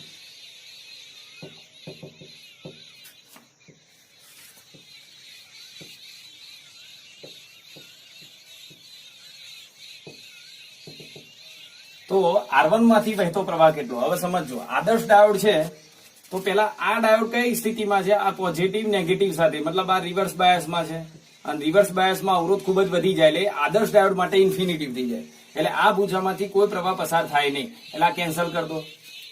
ચલો, આ પણ આદર્શ ડાયોડ છે, પોઝિટિવ પોઝિટિવ સાથે છે, P અને N, માટે આ ફોરવર્ડ બાયસમાં થયો, અને ફોરવર્ડ બાયસમાં આ ડાયોડનો અવરોધ 0 ઓહ્મ થાય, એટલે આ ડાયોડને આપણે ગણવાનો નહીં. તો પરિપથમાં વધ્યું શું હવે? તો 10 વોલ્ટની બેટરી, આ અવરોધ R1 બરાબર 10 ઓહ્મ, અને બીજો અવરોધ R3 આ જે રહ્યો પ્રવાહ અહીંયાથી પસાર થઈ જશે, એટલે અહીંયા R3 બરાબર 2 ઓહ્મ. આનો અવરોધ તો 0 છે એટલે આપણે ગણતા જ નથી. તો જુઓ, તો હવે 10 વોલ્ટમાંથી આ બંનેના ભાગમાં કેટલો આવશે? 5 વોલ્ટ આવશે.